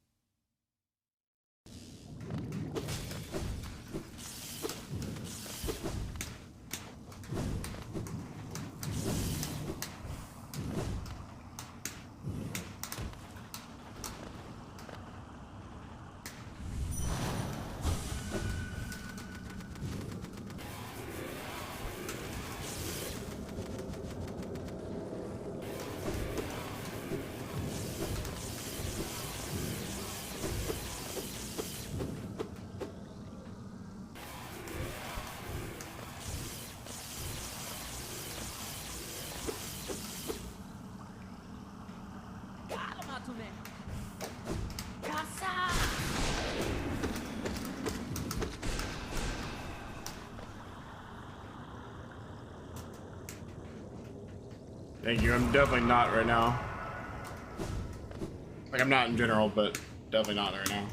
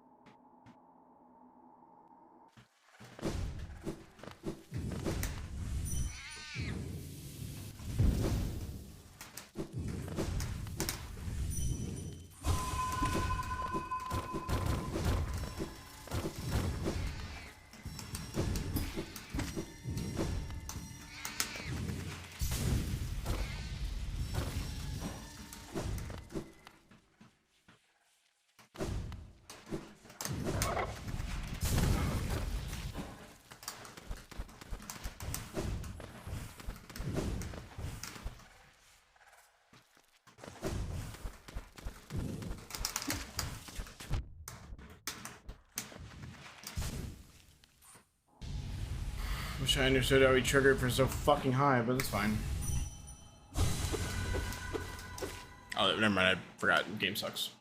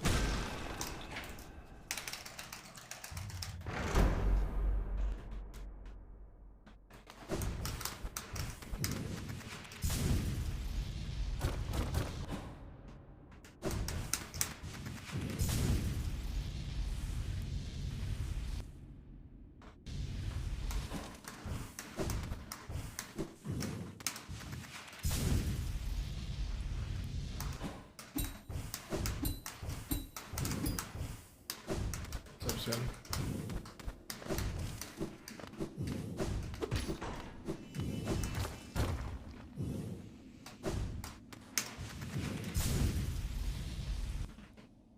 Thank you.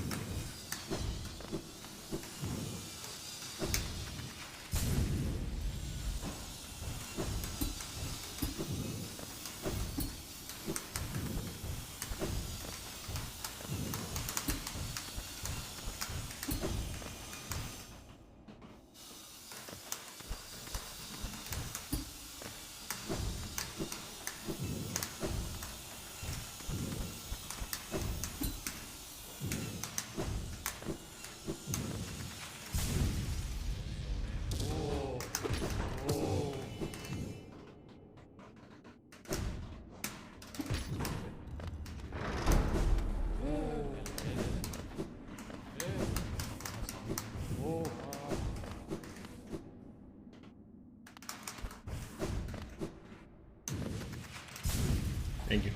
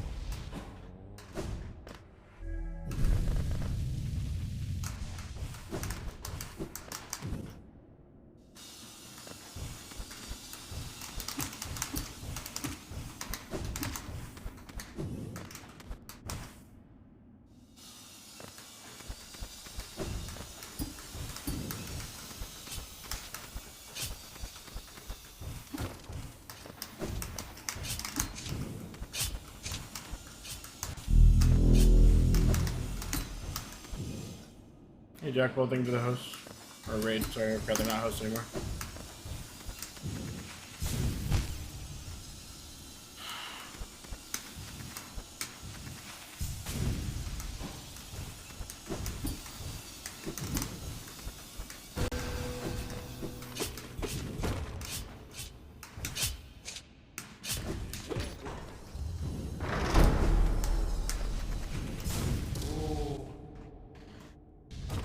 Thanks, bud.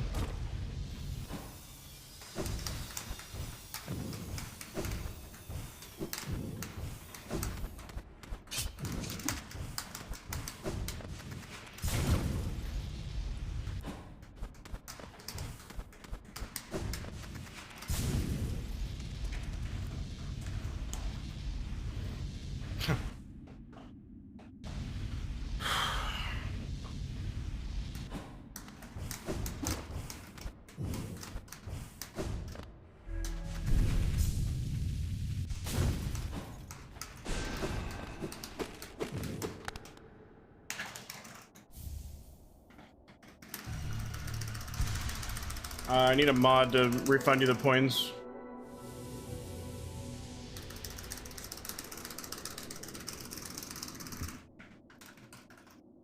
Thank you, Jack.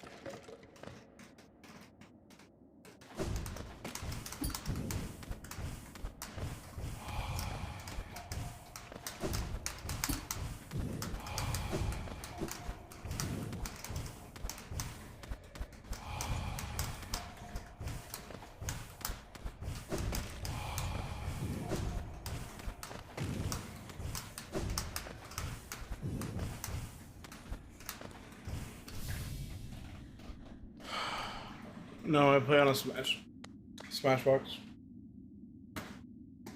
Where the jump buttons, I can't get them to work. It's really convenient.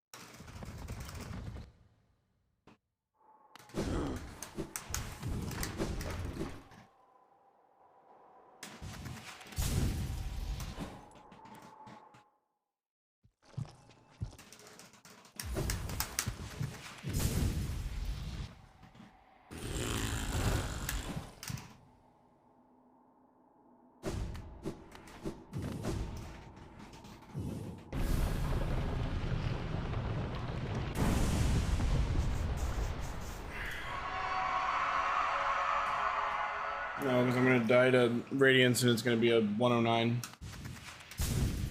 Jackpot. No problem, bud. Have a good one. You're not missing anything.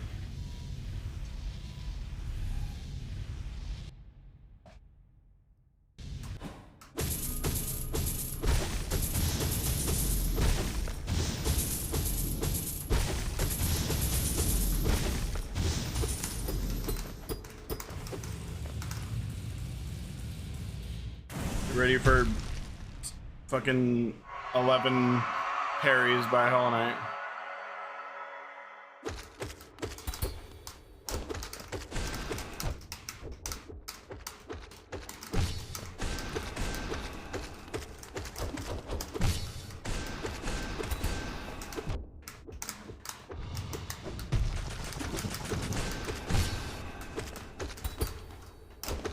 Three. 4.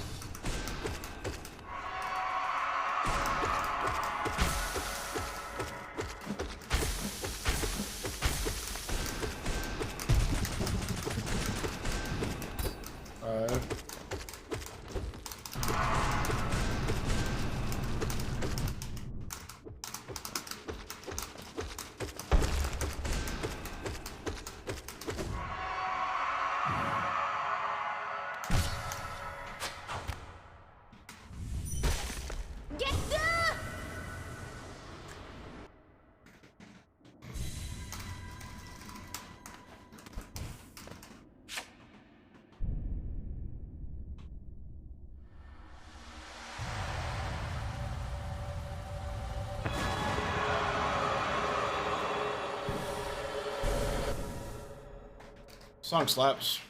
Hey, babe.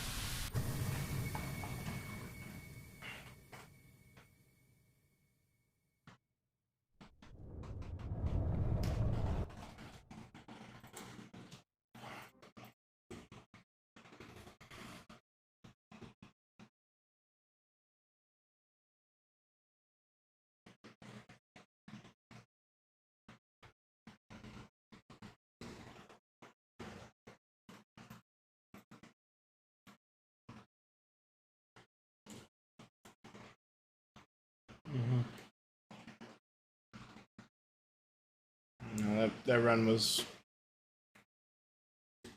beyond garbage. Shut up, Stream Elements.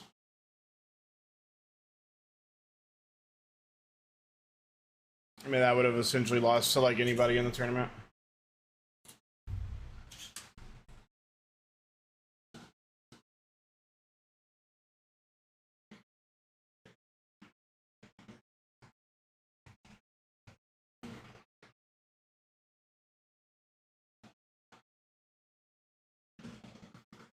I've got a 107.11 today. I would have lost.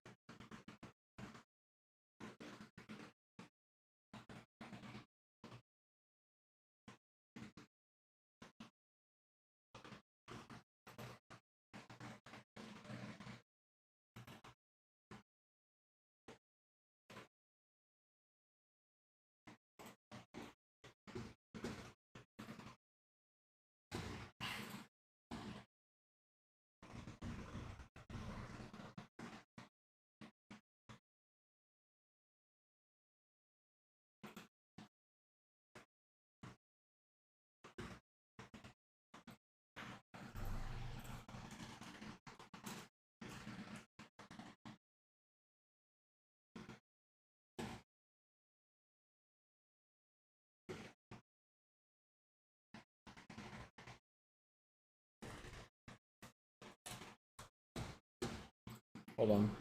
Oh.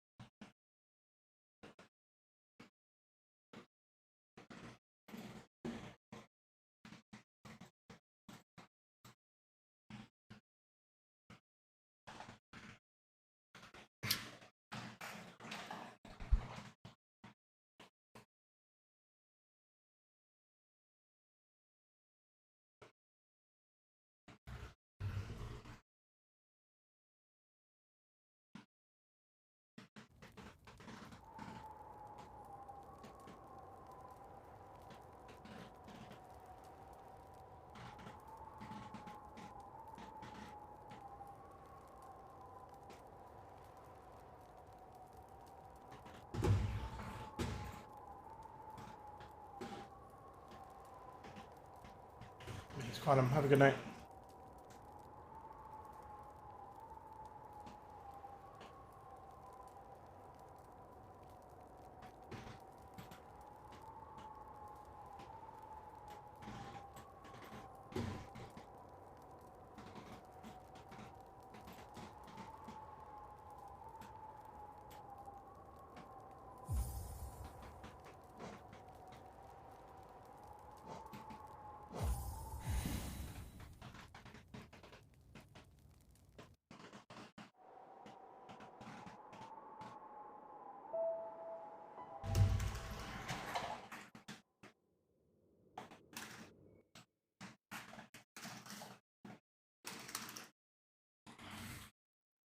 What's up, OJ?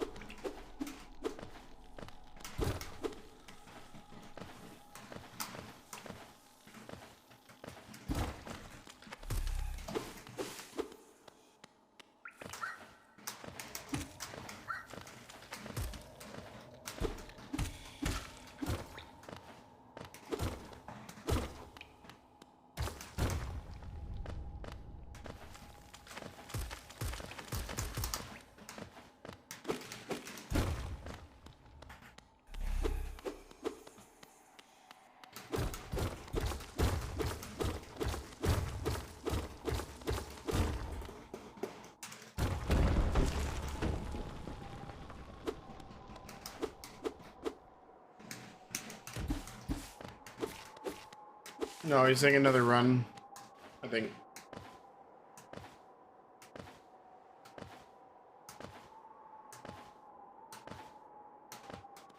Oh.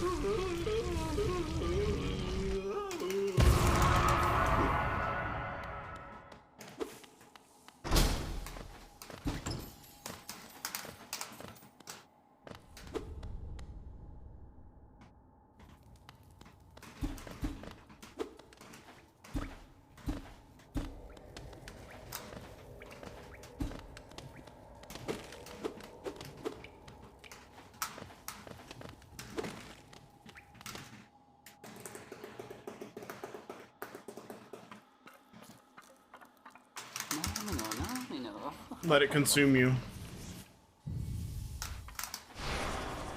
Oh, I know this song.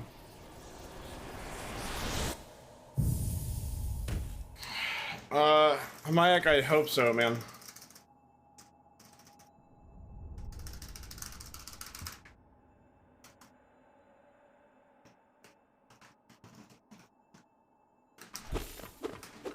Is this from, like, Hotline Miami or something? I think I know this song.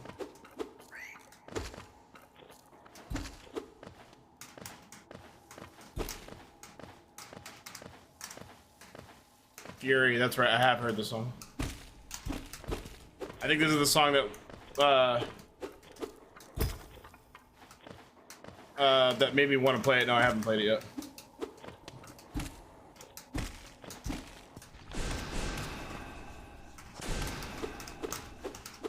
I don't even know who played, like, who requested that, that song right there in the chat. But I saw it was home, so I knew it was you. Slow.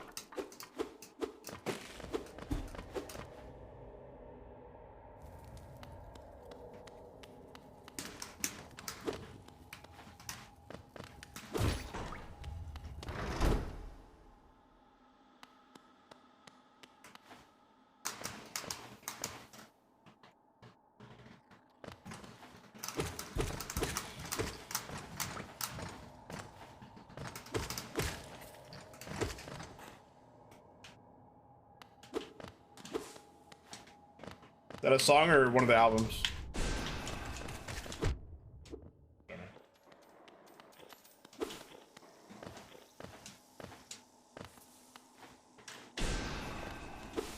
Thought so.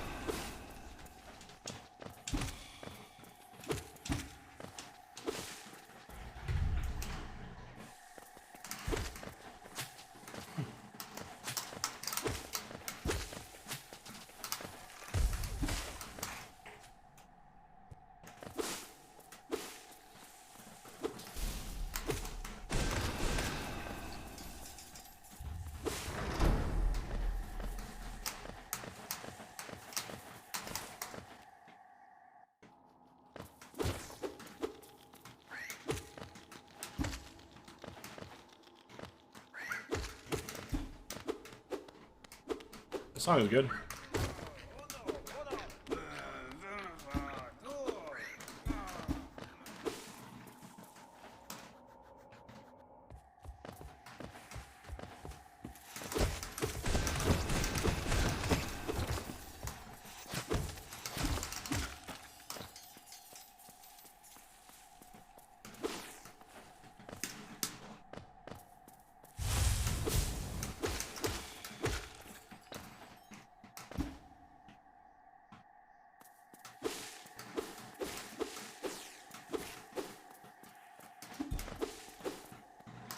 Drosik Halimu. Garama!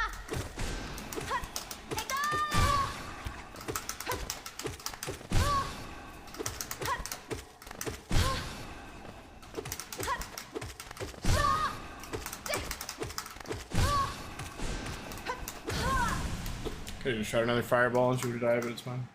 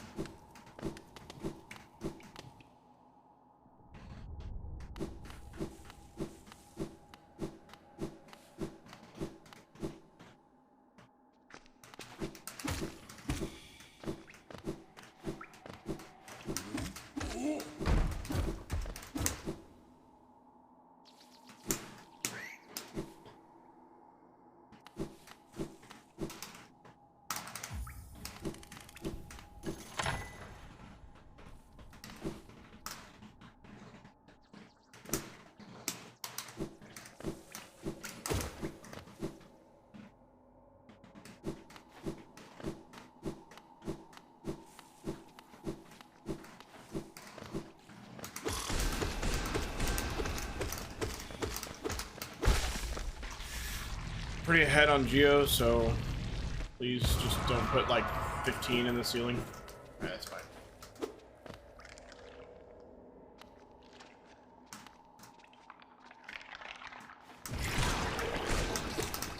Wow, that was the fucking...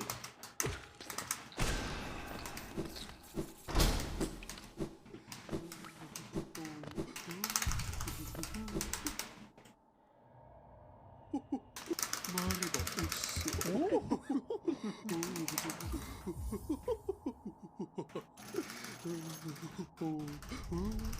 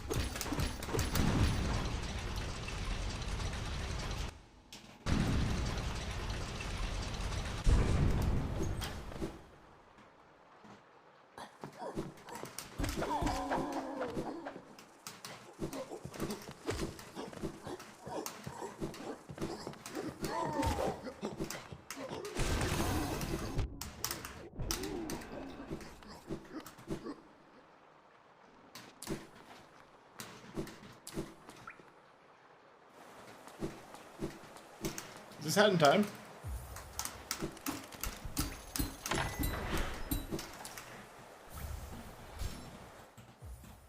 Nice. I beat Hat in Time. I don't recognize the song though.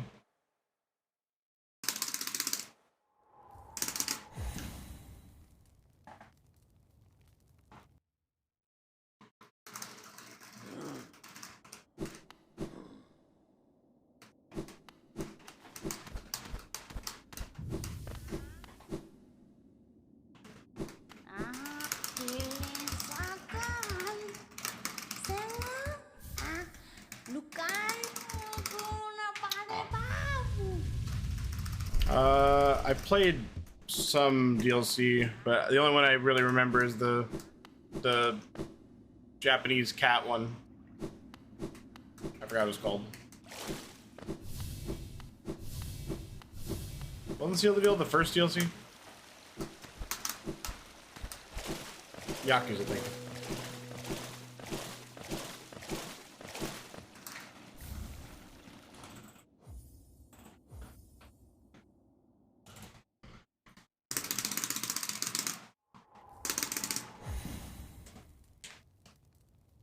I thought Yakuza was the third one, but I could be totally wrong. I don't remember.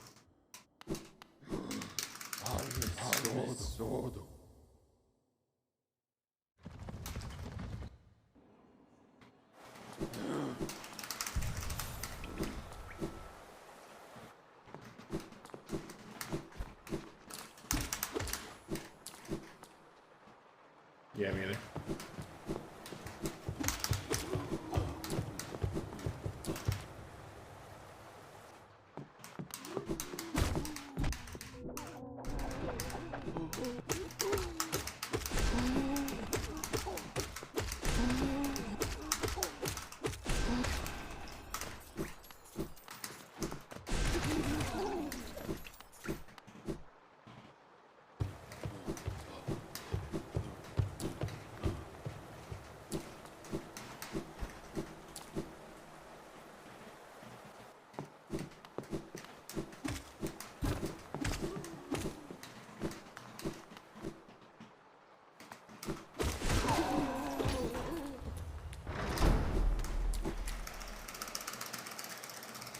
You know that name from somewhere?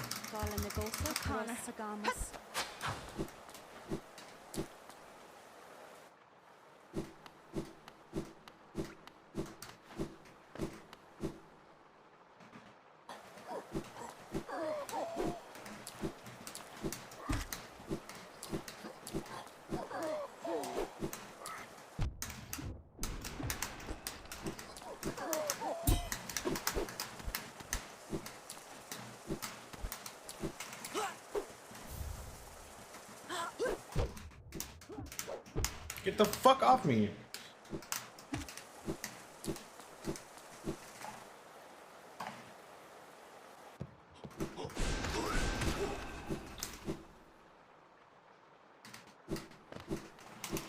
War's son? Velmi Artrit. Velmi Artrit. War's Velmi Artrit. Velmi Artrit. Gache Helmadel.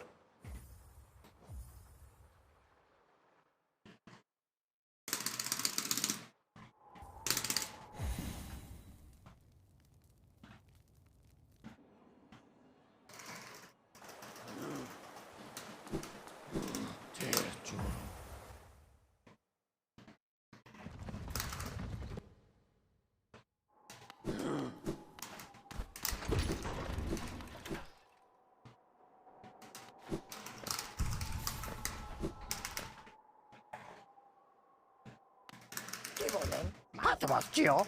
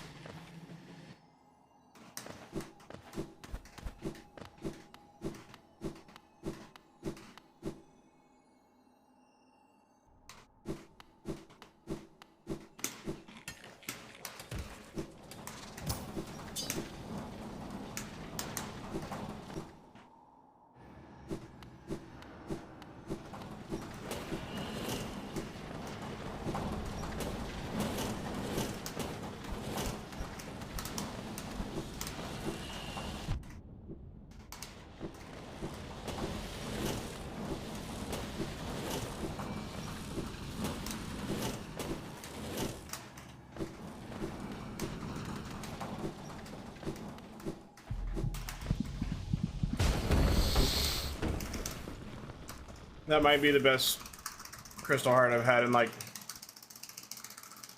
3 months.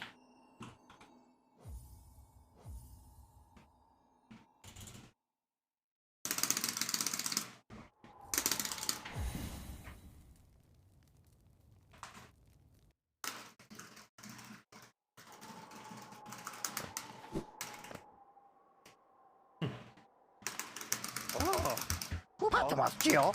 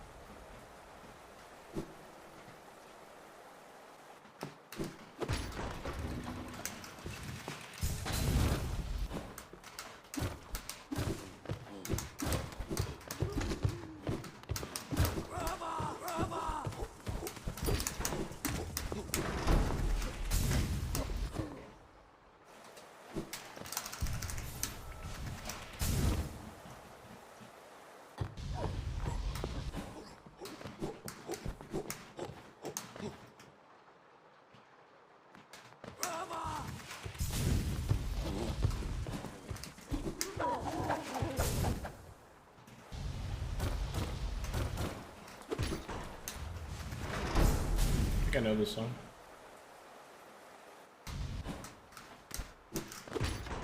Maybe not.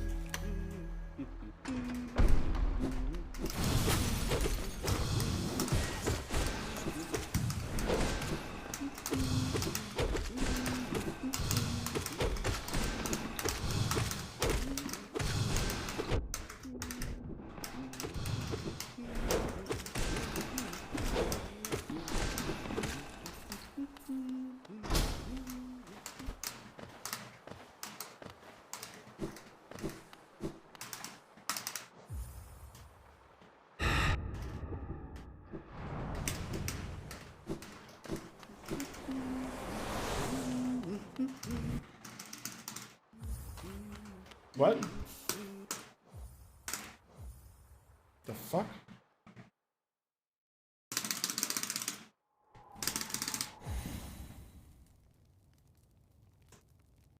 Okay.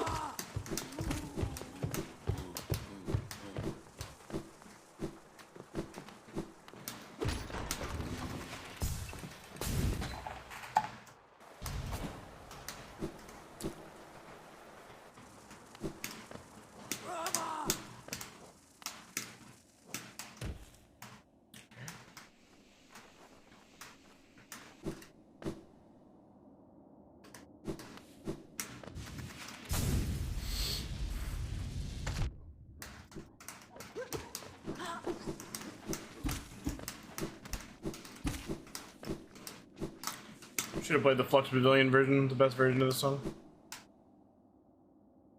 I can't get enough of myself.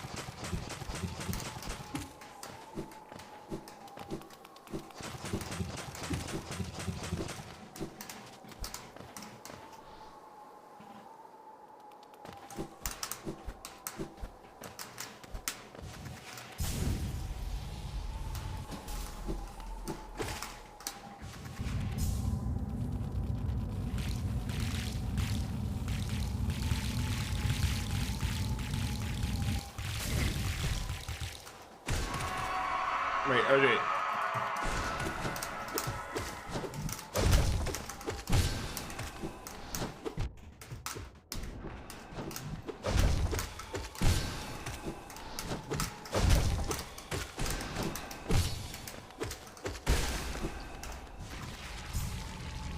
The second number is how many attempts to get the skip, and you did 0, which means that was an 0 and 1.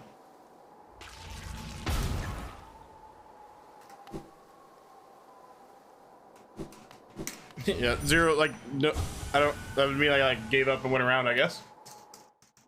Or didn't go for it, I guess, but.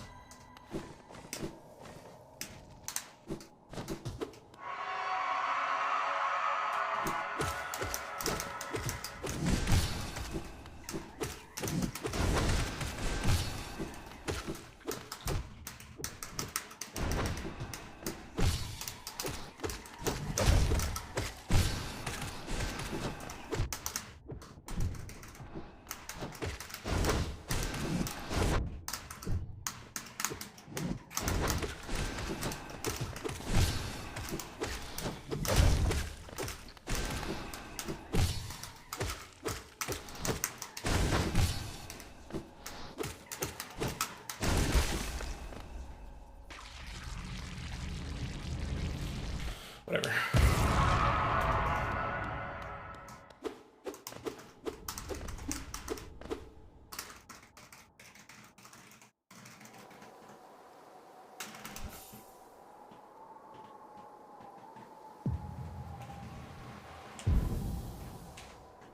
Yeah, I was 0 and 1.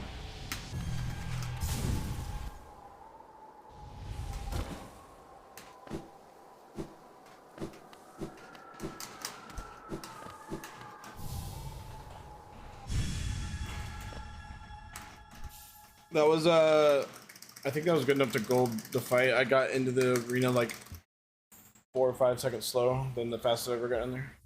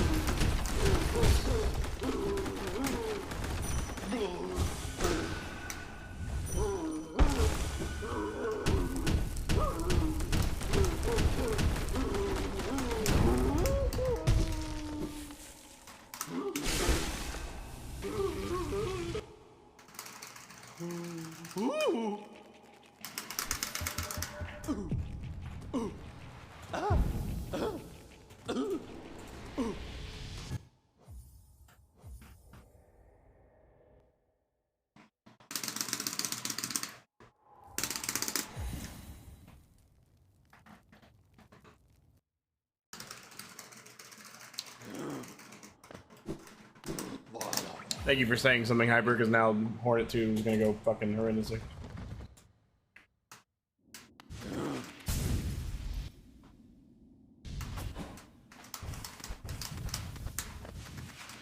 Yes.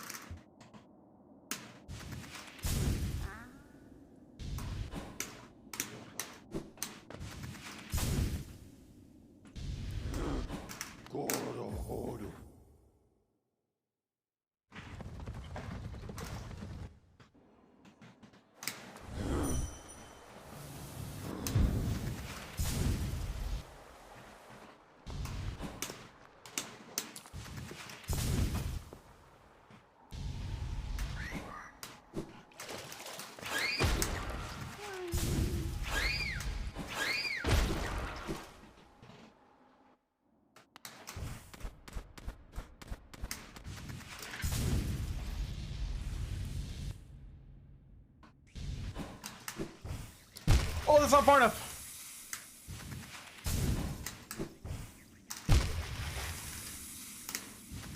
I didn't mean to let go that early.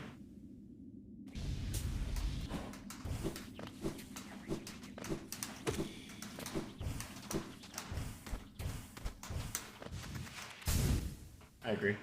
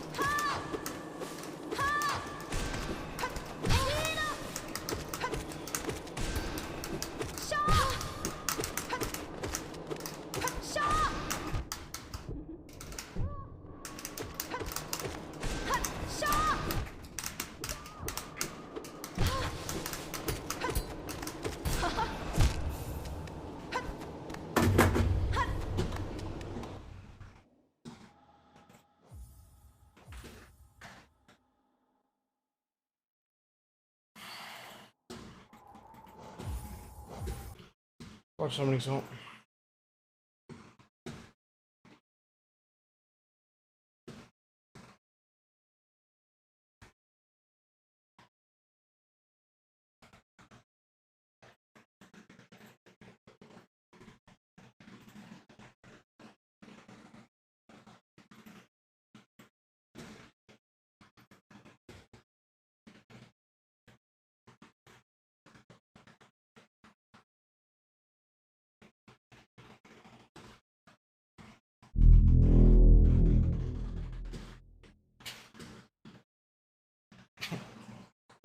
Hey, you Hyper. You didn't have to do that, buddy. I just was mean as fuck, and unfortunately I was at 3 health instead of 4.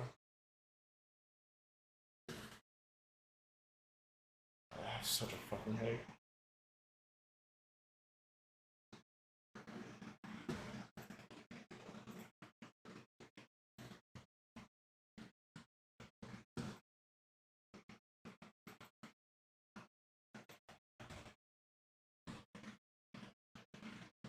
Let me get a water. My head really fucking hurts.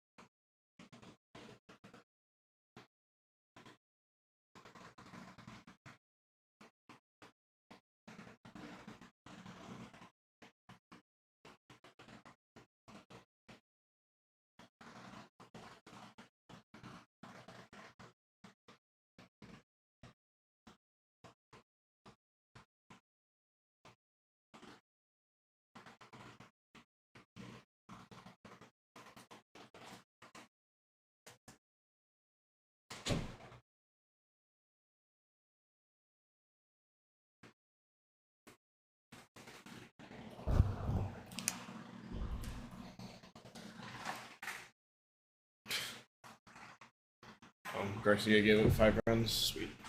Love that for us.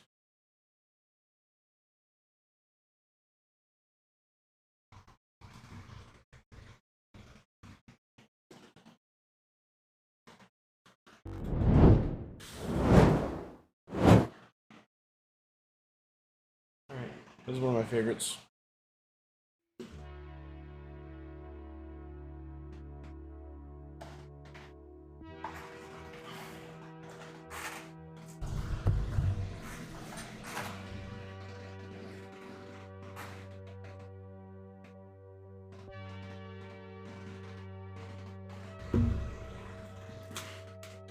For over a decade, the original Super Mario Bros. Has been one of the most optimized speedruns out there. In the standard speedrun, there's 8 levels, each of them being played as closely to human perfection as possible, ultimately resulting in a run just under 5 minutes long. I cannot believe it! Ow! This is an incredibly short speedrun, filled top to bottom with ridiculously precise tricks. But the fastest playthroughs require using the warp zones to warp to World 4 and World 8. What if the player doesn't use them, and instead adds in the other 24 levels of the game as well? Well, there we unlock the craziness that is Super Mario Bros. Warpless.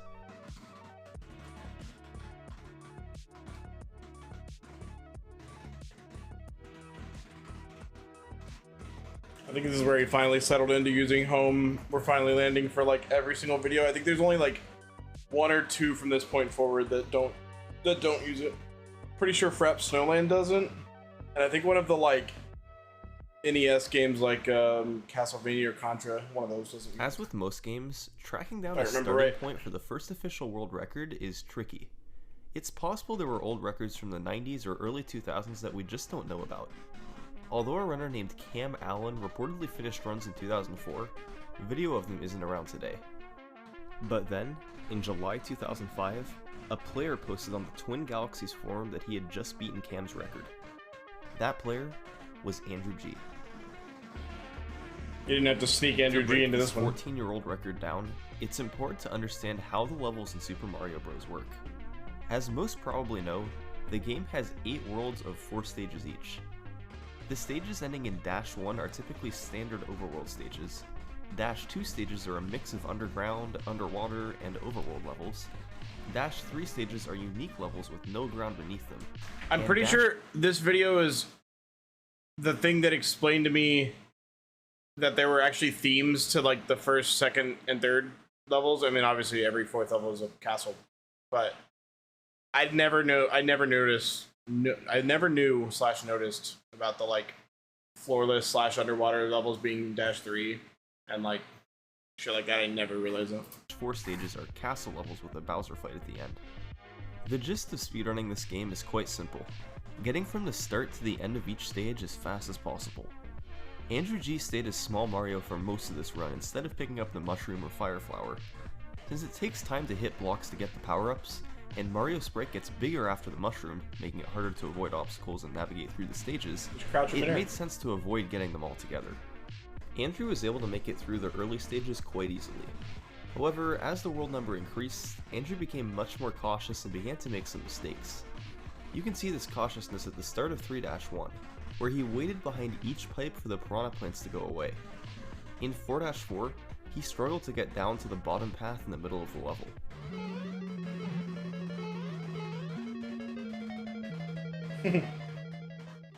The castle levels in particular were a pretty big problem for Andrew.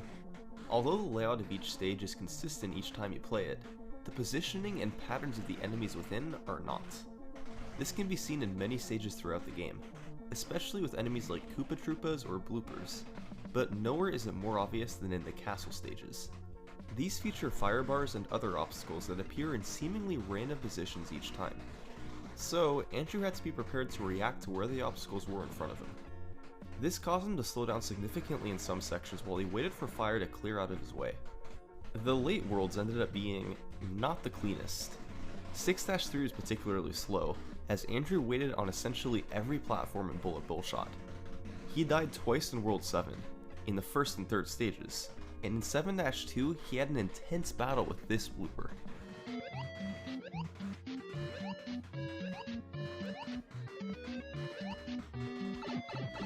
In the second to last stage of the game, 8-3, he picked up a mushroom for safety so that he could avoid dying if he took a hit. And he did indeed get hit, at the end of 8-4, although this was partially because his hitbox was taller from the mushroom. After touching the axe, his run was finished, and it clocked in at 21 minutes and 18 seconds from when he took control of Mario in 1-1. It's certainly possible someone did a faster run of the complete game before this, but this seems to be the fastest time with video proof on the internet from back then. Wait, this run is pretty sloppy by today's standards, Oh yeah, warp was but it was stuck. good enough to be the official world record on twingalaxies.com in 2005, which was still one of the biggest hubs for speedrunning at that point. Andrew noted himself that it could be better. There were deaths, several hesitations, and mistakes that cost him significant time. Over the next couple of years, players tended to focus more on any % warps instead of warpless, so Andrew's time stayed on top for quite a while. Andrew commented in February 2006 that he'd beaten his own time by about 25 seconds, and a Japanese runner named Osaka apparently got a time of around 20 minutes and 30 seconds in January 2007. However, it seems that videos for both of these runs aren't around today. What is around today, however, is a world record from Andrew G from February 2007, the first ever sub 20 minute run.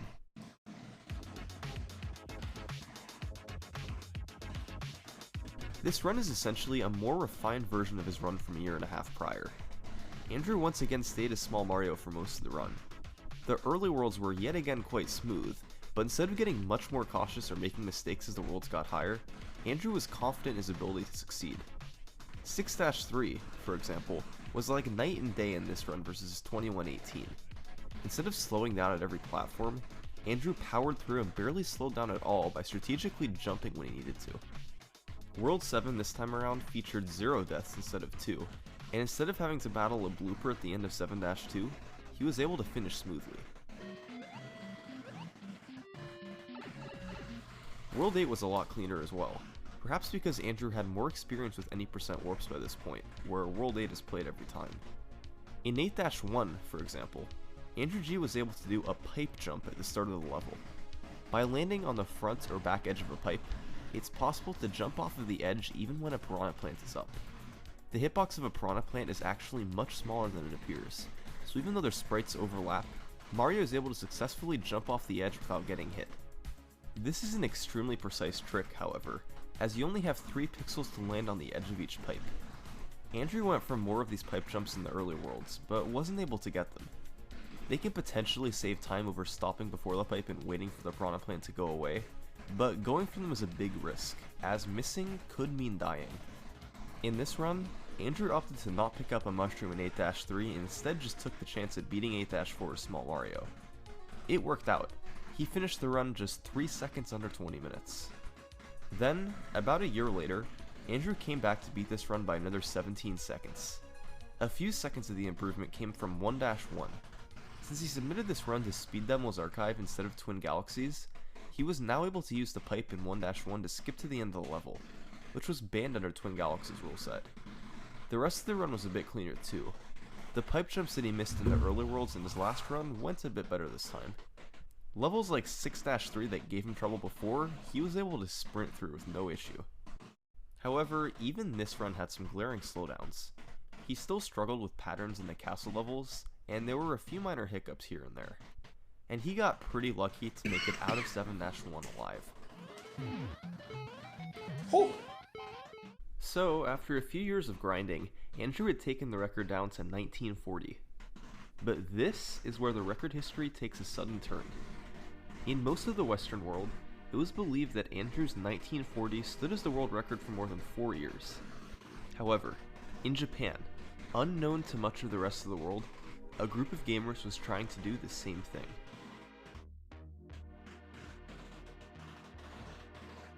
They posted their times on a website called Purecast, and the rules were a little bit different. The biggest one was that they were allowed to play with turbo buttons. When you held them down, it would repeatedly press the A or B button over and over, typically much faster than a human could press it. Based. As will be shown in a couple of minutes, this came in handy in a few sections. Timing for their runs also started at different times. They started the timer when the title screen appeared, and then ended it when Peach finished her speech. Most runs in the Western world by this point, and still to this day, start when the player took control of Mario, and ended upon touching the axe in 8-4. So, all times from Purecast will be converted to this modern timing for purposes of this video. If these times are treated as equals, then instead of Andrew's run standing for more than 4 years, it stood for just over a month. According to research compiled by Blubbler, a runner named Maru Kome got a time in the upper 1940s by March 2008, and then runners Mogu Mogu, Royal Boy, and Hidori lowered it down over the next couple of years. But the only time with a video on YouTube today is Hidori's 1921, set in April 2010, nearly 20 seconds faster than Andrew G's time. Up until now, this video essentially hadn't been seen at all outside of Japan. The biggest strategy change from Hidori's run versus Andrew's was picking up the Fire Flower. Although it cost a couple of seconds for Hidori to pick up the mushroom in 1-1 and the flower in 1-2, and at times the larger hitbox made Mario harder to navigate with, the benefits largely outweighed these. Wait, hold on.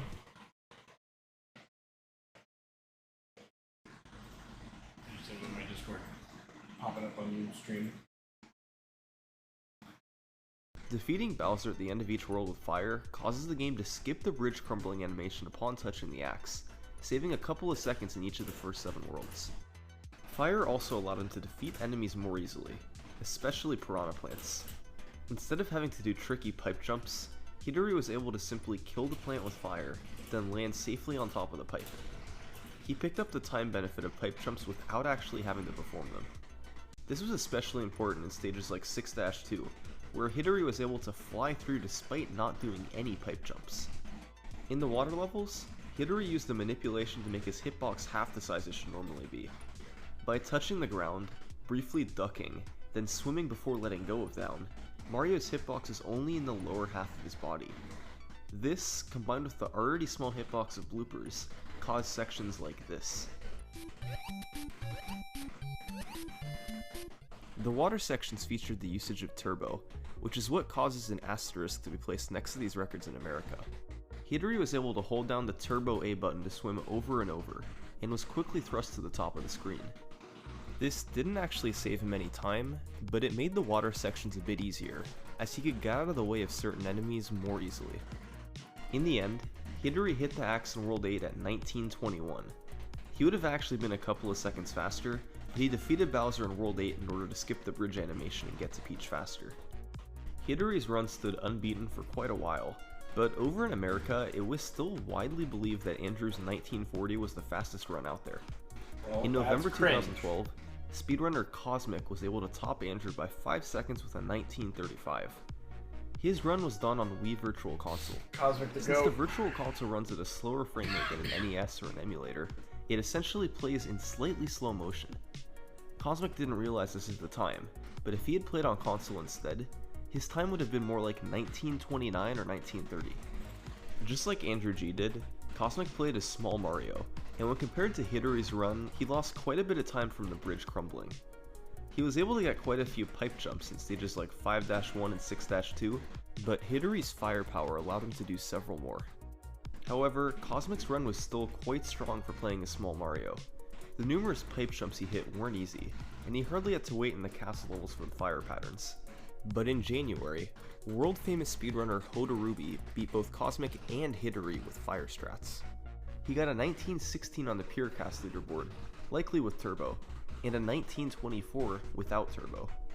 The video for the 1924 is still around today, and it features a run similar to Hidori's but without turbo. He used fire strats, kept fire until the end of 8-4, and picked up a bit of time over Hidori by getting good patterns in the castle levels. With runners like Hodarubi and Cosmic providing pressure, this scene shifted back to Andrew G, who wanted to push the time down further. After all, he was the Warps record holder, and had held the Warpless record for years, even with the time disadvantage of using Small Mario. Now, it was time to see what he could do with the Fire Flower.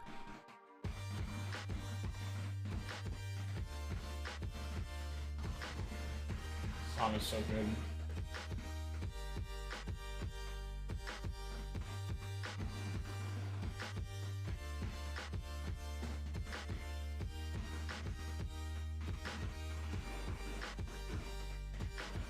A grind from Andrew in the middle of 2013 saw him set 5 records and bring the record down to 1915.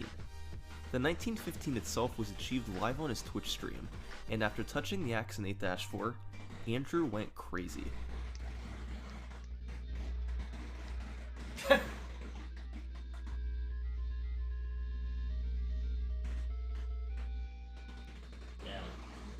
Alright, chill out, dude. It's just a world record. In all of these runs, Andrew got the mushroom in 1-3 and the fire flower in 1-4, since they could be picked up slightly faster than in 1-1 and 1-2. He was also very aggressive with his Bowser fights, trying to slow down as little as possible while shooting the fireballs. Most of these 5 records followed a similar pattern. Andrew would gain some seconds over Hoda Ruby early on from the better fire flower pickup and cleaner castle stages.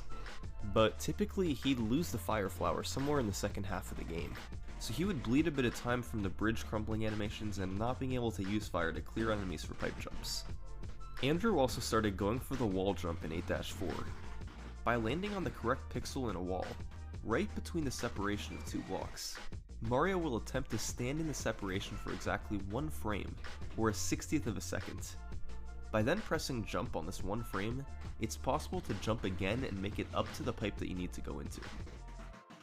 So, to successfully pull off the wall jump, you'd need to land on the perfect pixel and do a frame-perfect jump that you had a 60th of a second at the time. That's not easy, especially at the very end of a world record pace speedrun.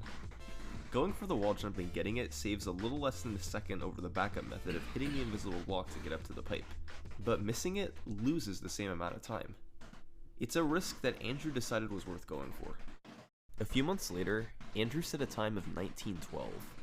It was yet another run where he kept fire until the second half of the game, this time 6-4, and then had to play the rest without it. However, this 1912 would end up standing for a very long time. There was no separate leaderboard in Japan beating it, no small Mario only run from someone else, just a solid record staying on top.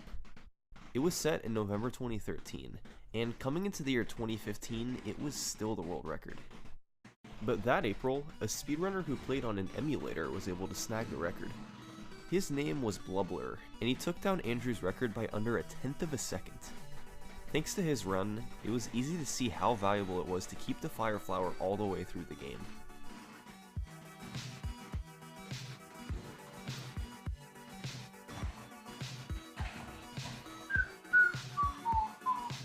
Blubbler picked up the mushroom in World 1-2 instead of 1-3, which is a bit slower but also a bit easier. From there through World 6, he pretty much maintained a pace of being a second or 2 behind Andrew, but once he was able to keep his fire flower while Andrew lost it, he pulled ahead, and a faster 8-4 sealed the deal. Once the record was achieved, Blubbler kept trying to push the time lower. He had one distinct advantage over Andrew G's runs, however. He could control the patterns of the enemies, including the random fire in the castle levels. As it turns out, they're not so random after all. Super Mario Bros. Checks for the completion of each level every 21 frames, or about every 0.35 seconds. This system is known as the frame rule system. The best analogy for this is one created by Darbian a few years back. It's as if a bus leaves the end of each level every 21 frames. Sometimes you'll be able to catch the bus while only waiting a couple of frames, but if you're just a few frames later, you might have to wait 20 or 21 frames to catch the next one. This means that in every level except for 8-4, it's only possible to gain or lose time in increments of 0.35 seconds. As it turns out, the patterns of enemies in a level directly correspond to how long has passed since the last time the console was reset. So, by arriving at a level in the same frame rule, or window of 0.35 seconds, the enemy patterns will be the same every time. Blubbler was especially able to use this to his advantage in stages like 5-4 and 6-4, where he tried to arrive at the correct time to guarantee good fire patterns. This sometimes even included intentionally losing a frame rule in stages prior to the castle in order to ensure arrival at the correct time. This made getting runs late into the game much more consistent. In July 2015, Blubbler got the first ever sub-1910 run with a 1909, featuring a very quick last couple of worlds. However, some of the Bowser fights in particular were a bit slow, and he was losing time in World 1 from the power-up grabs, so he kept trying to take it lower. Andrew G had gone on record as saying 1905 was about as good as he thought Warpless could realistically go. Could Blubbler take it that low?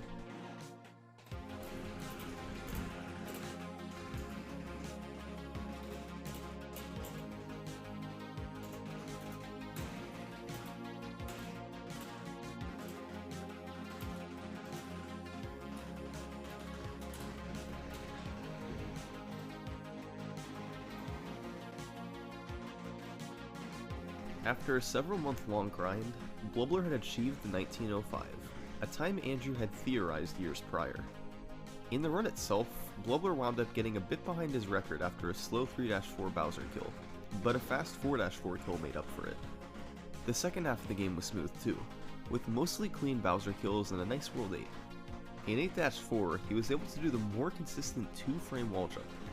By walking off the pipe at the start of the room, then pressing the B button to run while in the air, Mario's subpixels, or positioning smaller than a pixel, become manipulated in a particular way.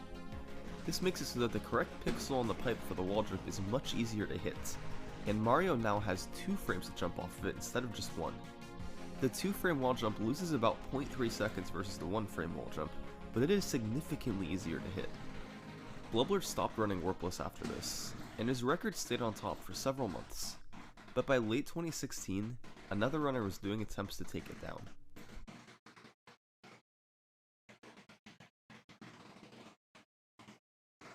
It's not Darbian, is it? His name was Darbian. We're all just young boys on Twitch. Darbian was one.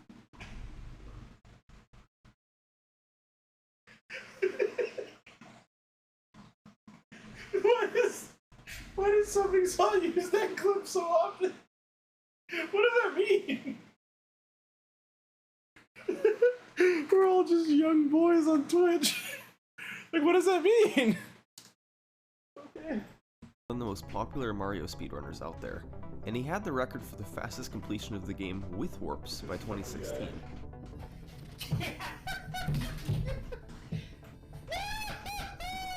After getting the first ever 456, he decided to try to lower his warpless time. His warpless personal best at the time was 1915, 10 seconds behind the record. So he got to work to bring it down. Or not. We did it. We did it. I can almost befriend Bowser and then stab him in the back and still be fast. If we make it past 5-4 on pace with the record, that's the best run I've ever done. No! No! It's a thing! A thing happened.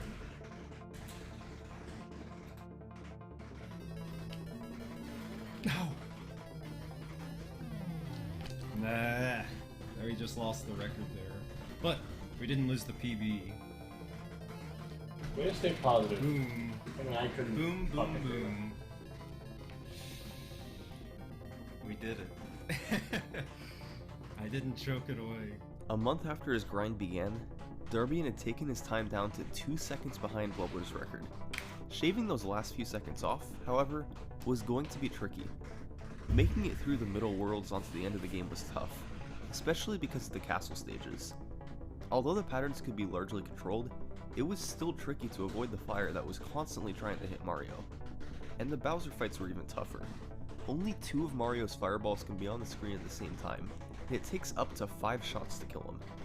Bowser can also jump over the shots, and various obstacles can hit them and cancel them out.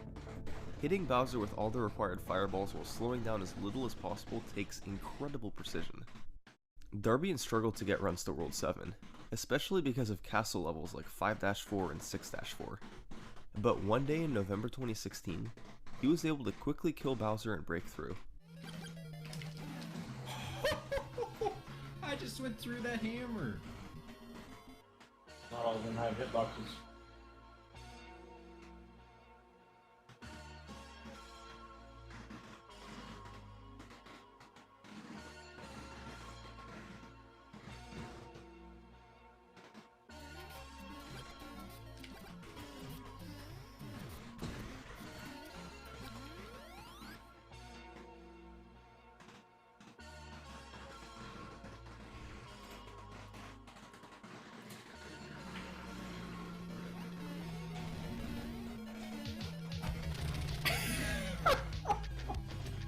Yes!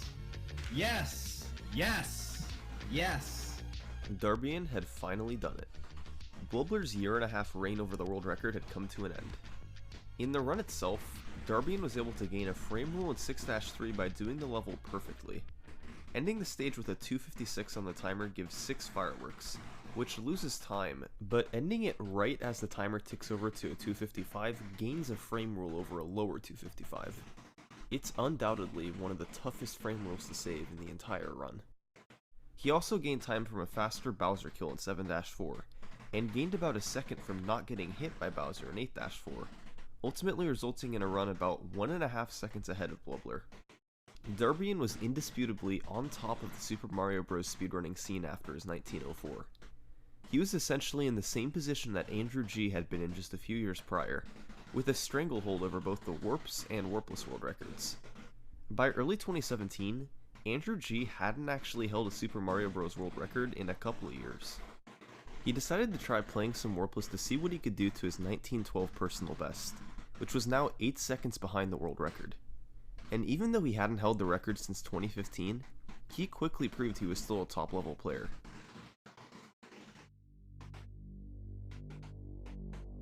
On April 22nd, 2017, Andrew had a run going that saved 2 frame rules over the first world in the world record.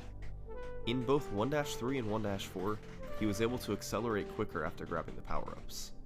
He maintained this pace for a while, and then in 4-4 he gained another frame rule from a slightly faster Bowser kill. Incredibly, Andrew was just over a second ahead of the world record halfway through the game. Andrew had intentionally delayed pressing start on the title screen to allow for this. Since the frame rule system starts counting from power on, and Andrew G was planning to get to 5-4 and 6-4 ahead of world record pace, he had to wait on the title screen to account for the patterns. It didn't affect his final time, of course, since timing starts once taking control of Mario after the title screen. He lost a frame rule over Darbian's really good 6-3, and then it was time for 6-4, 0.7 seconds ahead of the world record.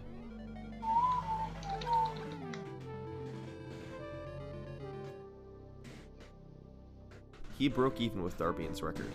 It was the fastest he had ever completed 6-4, hence the gold split. Andrew was in a beautiful position to beat the world record. He just had to close it out in the last 2 worlds. Something goes crazily bad right now. Here or something, I forgot what it was.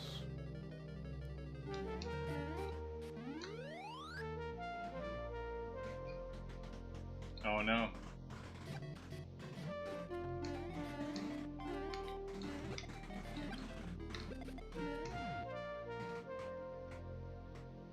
All fell apart. A few mistakes later, he was out of contention to get the world record. He was able to get a personal best of 1906, but there was still a sense of disappointment that he barely missed out on the record. About a month later, Andrew was on another great run late into the game. Entering 7-4, he was about a second ahead of the world record.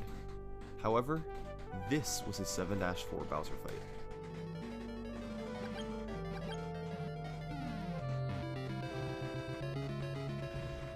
He fell behind, but thanks to a fast 8-4, he finished the run just 5 frames behind Darbian's world record. That's less than 1/10 of a second. But Andrew G pushed onward.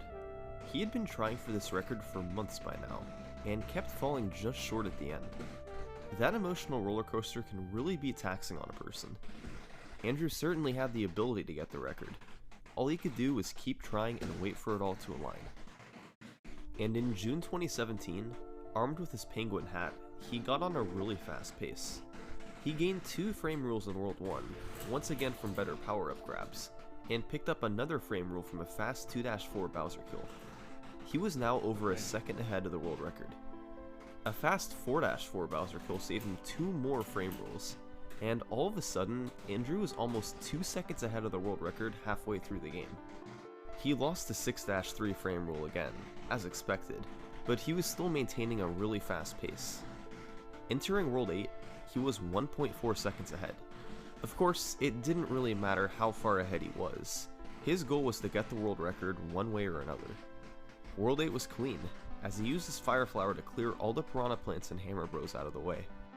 But in 8-4, he had committed to going for the more difficult one-frame wall jump.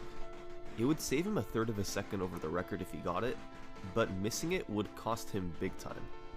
He was gonna go for broke.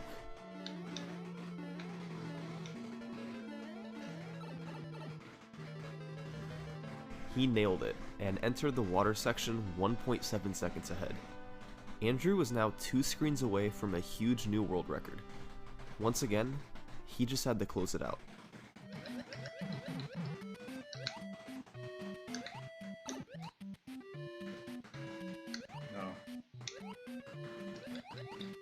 No.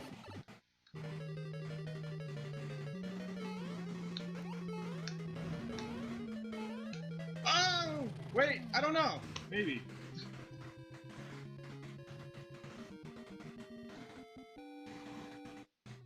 After he hit the axe in 8-4, Andrew kind of just sat there and thought about what had just happened. He thought he had lost the record yet again. All his efforts into this run seemed to have fallen just short at the last second. But as Andrew kept repeating how he thought he was too slow, I don't think I got it. his chat kept telling him otherwise. I don't think I got it. Andrew didn't look at what they said. Maybe he was in disbelief. Or maybe he genuinely didn't know what he had just done. Even after the slow water section, even after getting hit, Andrew had still gotten the world record by nearly half a second. Years after his world records had been surpassed, Andrew G was back on top.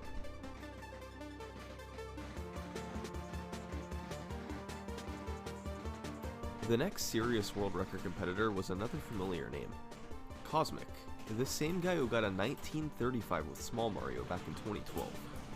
In 2016, he took his time down to 1912 with Small Mario, still 7 seconds behind the record at that point, but it stands today as the fastest Small Mario warpless run.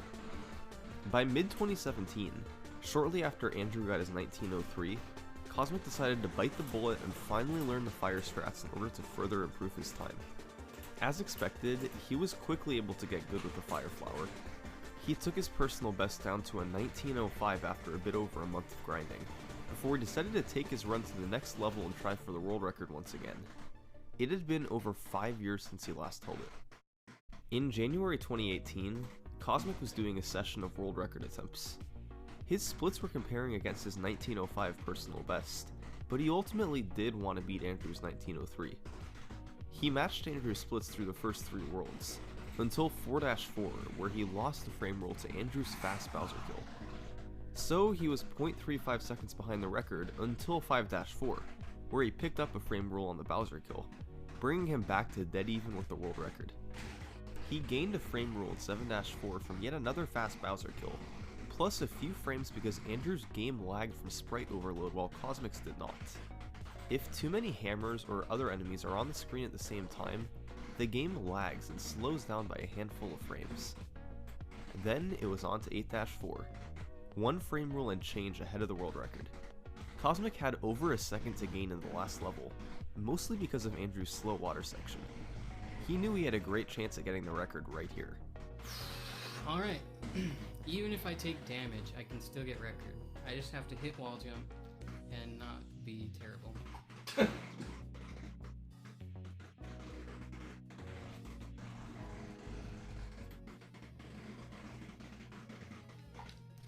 Yes!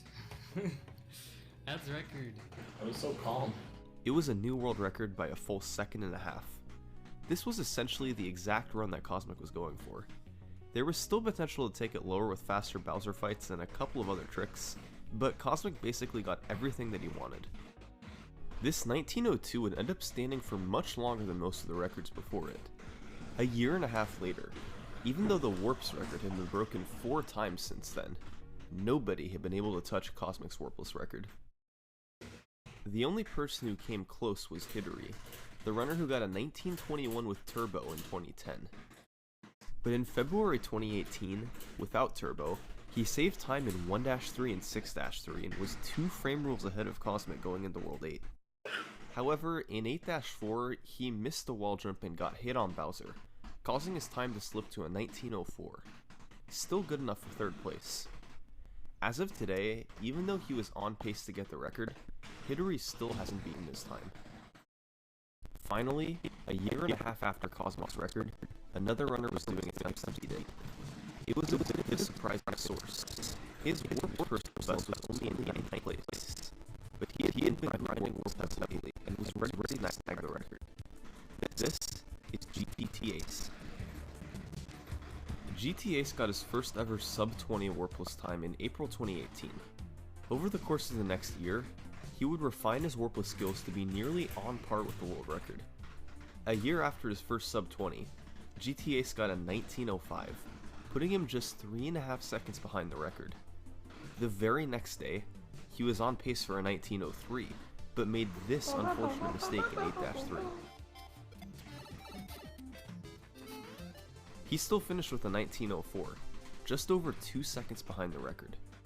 A few weeks later, he got a 1903, largely because of the second he saved in 8-3 from not getting hit. Since he was only a second behind it now, GT Ace decided to start aiming for the world record. And a while later, he had a run that was even with the record until 7-4, where he lost time on the Bowser kill. He would go on to miss the world record by just half a second. GT Ace wanted something a little bit more to give himself a better chance at getting the record. So he made the decision to start going for the incredibly difficult flagpole glitch in runs. This trick, formerly only used in short warps runs, involves clipping into the bottom of the flagpole at the end of a level, skipping the animation of the flag sliding from the top to the bottom, and usually saving a frame roll. However, making this trick work involves manipulating Mario's subpixel positioning in extremely precise ways by releasing and tapping the left, B, and A buttons on the way to the flagpole. This human viable setup was discovered by a guy named Sockfolder, and the best speedrunners struggle to successfully do the flagpole glitch more than about 50% of the time. By doing the flagpole glitch in 1-1 and additional levels if necessary, GT Ace could save a significant amount of time over the record. That's exactly the run he was trying to get. In May 2019, God, I love the song. GT Ace was on a roller coaster of a run. He had lost a frame rule in 3-4 and 5-4 from slower Bowser kills, but he gained 2 from the flagpole glitches and also gained 1 in 4-4. The end result was a 1 frame rule lead over the world record going into World 8. Now, he had 4 more levels to play to take down Cosmic's year-and-a-half-old record.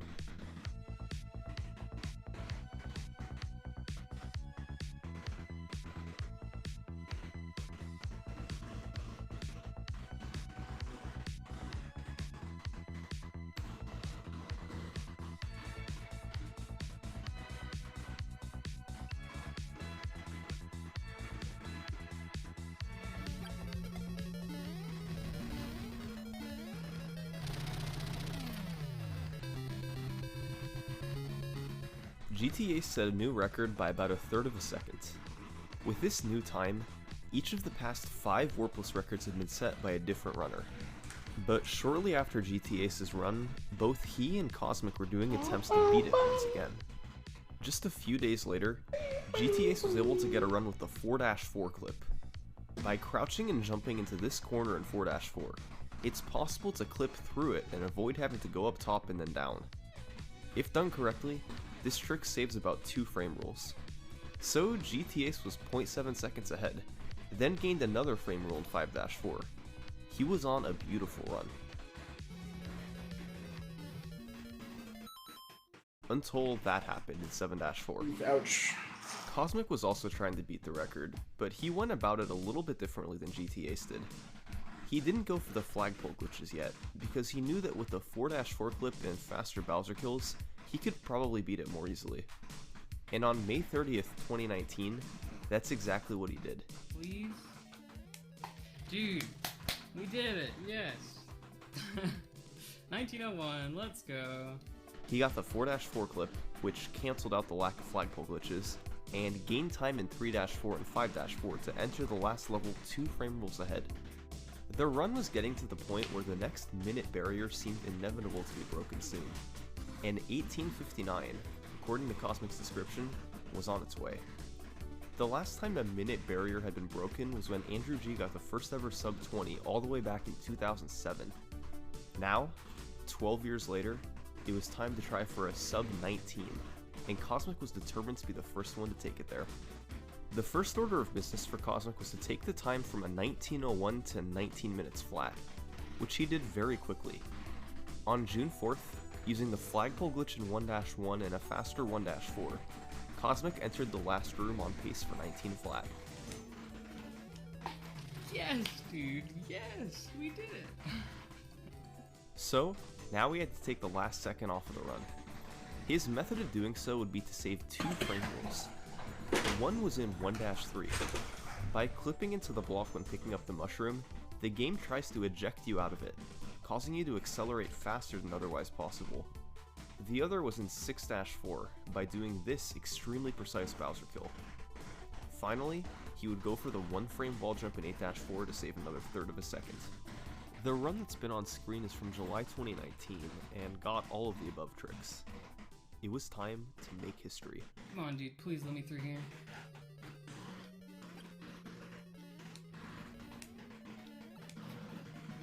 Are you serious? Bowser hit me? Dude, come on. He got hit by Bowser's hammers. They come out in a different pattern depending on what frame you arrive to him on. Oftentimes, Bowser's hammers won't all have hitboxes since so many of them come out, and the game can only have so many hitboxes on the screen at the same time, so you can safely jump through them. Bowser could have also randomly jumped forward, letting the player run safely under him. But this time, Cosmic got neither of those situations. It ended up still being a record by under a 1/10 of a second. But alright, all he had to do was do that again, but get a better Bowser pattern. How hard could that be?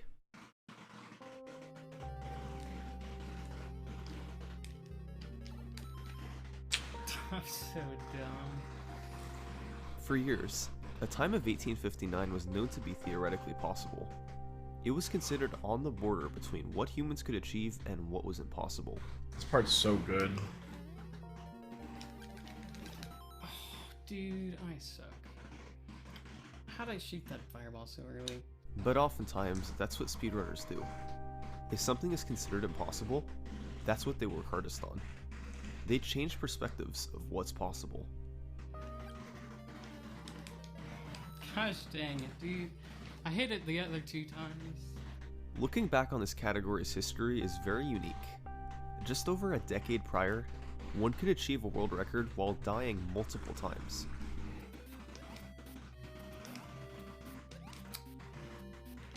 Uh-oh. Dude. How did that hit him? What the heck happened? I blew it. I can't believe it.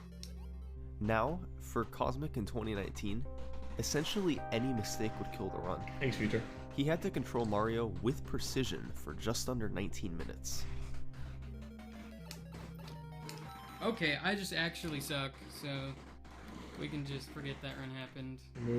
Let's just move on. Players used to play this category to get away from the Warps category, because unlike that one, Warpless had a margin of error. Now, that margin of error had been taken away. Please be good. Please don't be the bad frame again.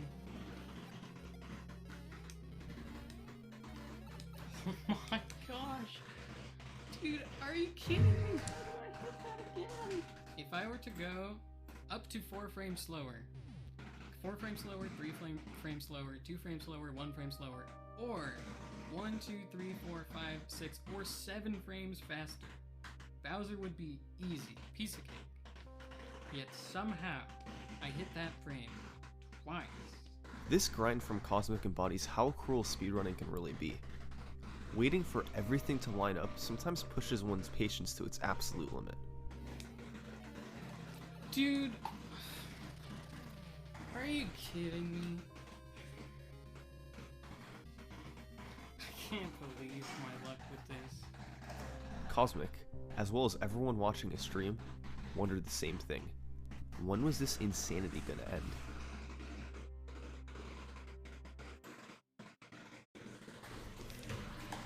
Maybe if they let us pass, we might get. He sounds so exasperated right here, like he's not even happy.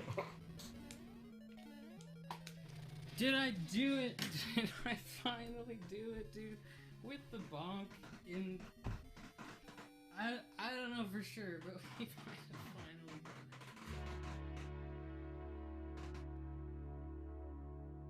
I feel that grind so hard.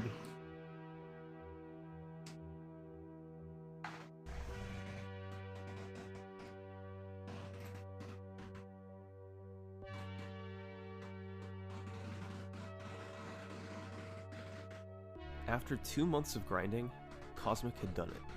Sub 19 was a reality. Unbelievably, Cosmic had lost 12 potential 1859 runs to 8-4, with 3 of those dying to Bowser. Many people wouldn't have been able to keep going, but Cosmic never let it stop him, and he kept doing runs until it happened. There's still quite a bit of potential to take the run lower. Cosmic has already started grinding for 1858, which involves getting some crazy Bowser kills in the extra 6-3 frame rule. 1857 and beyond is theoretically possible too, so the record is definitely far from its end. As much as has happened in the last 14 years, Super Mario Bros. Warpless still has a big history in front of it. Let's see who takes it there. Thanks for watching.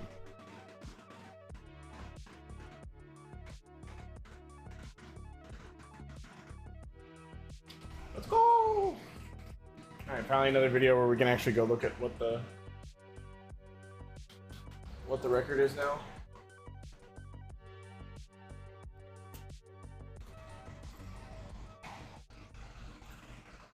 They have no categories.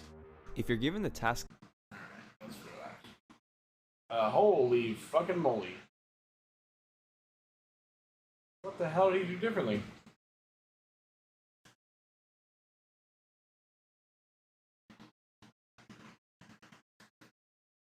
Damn, 3 years ago Cosmic got 1859. And then I guess he beat it. Or he beat the one since this video. When was this video? 2019.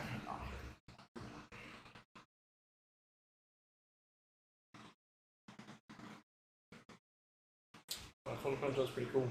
I do like this one a lot. It's crazy that it got beat by like 4 seconds. Alright.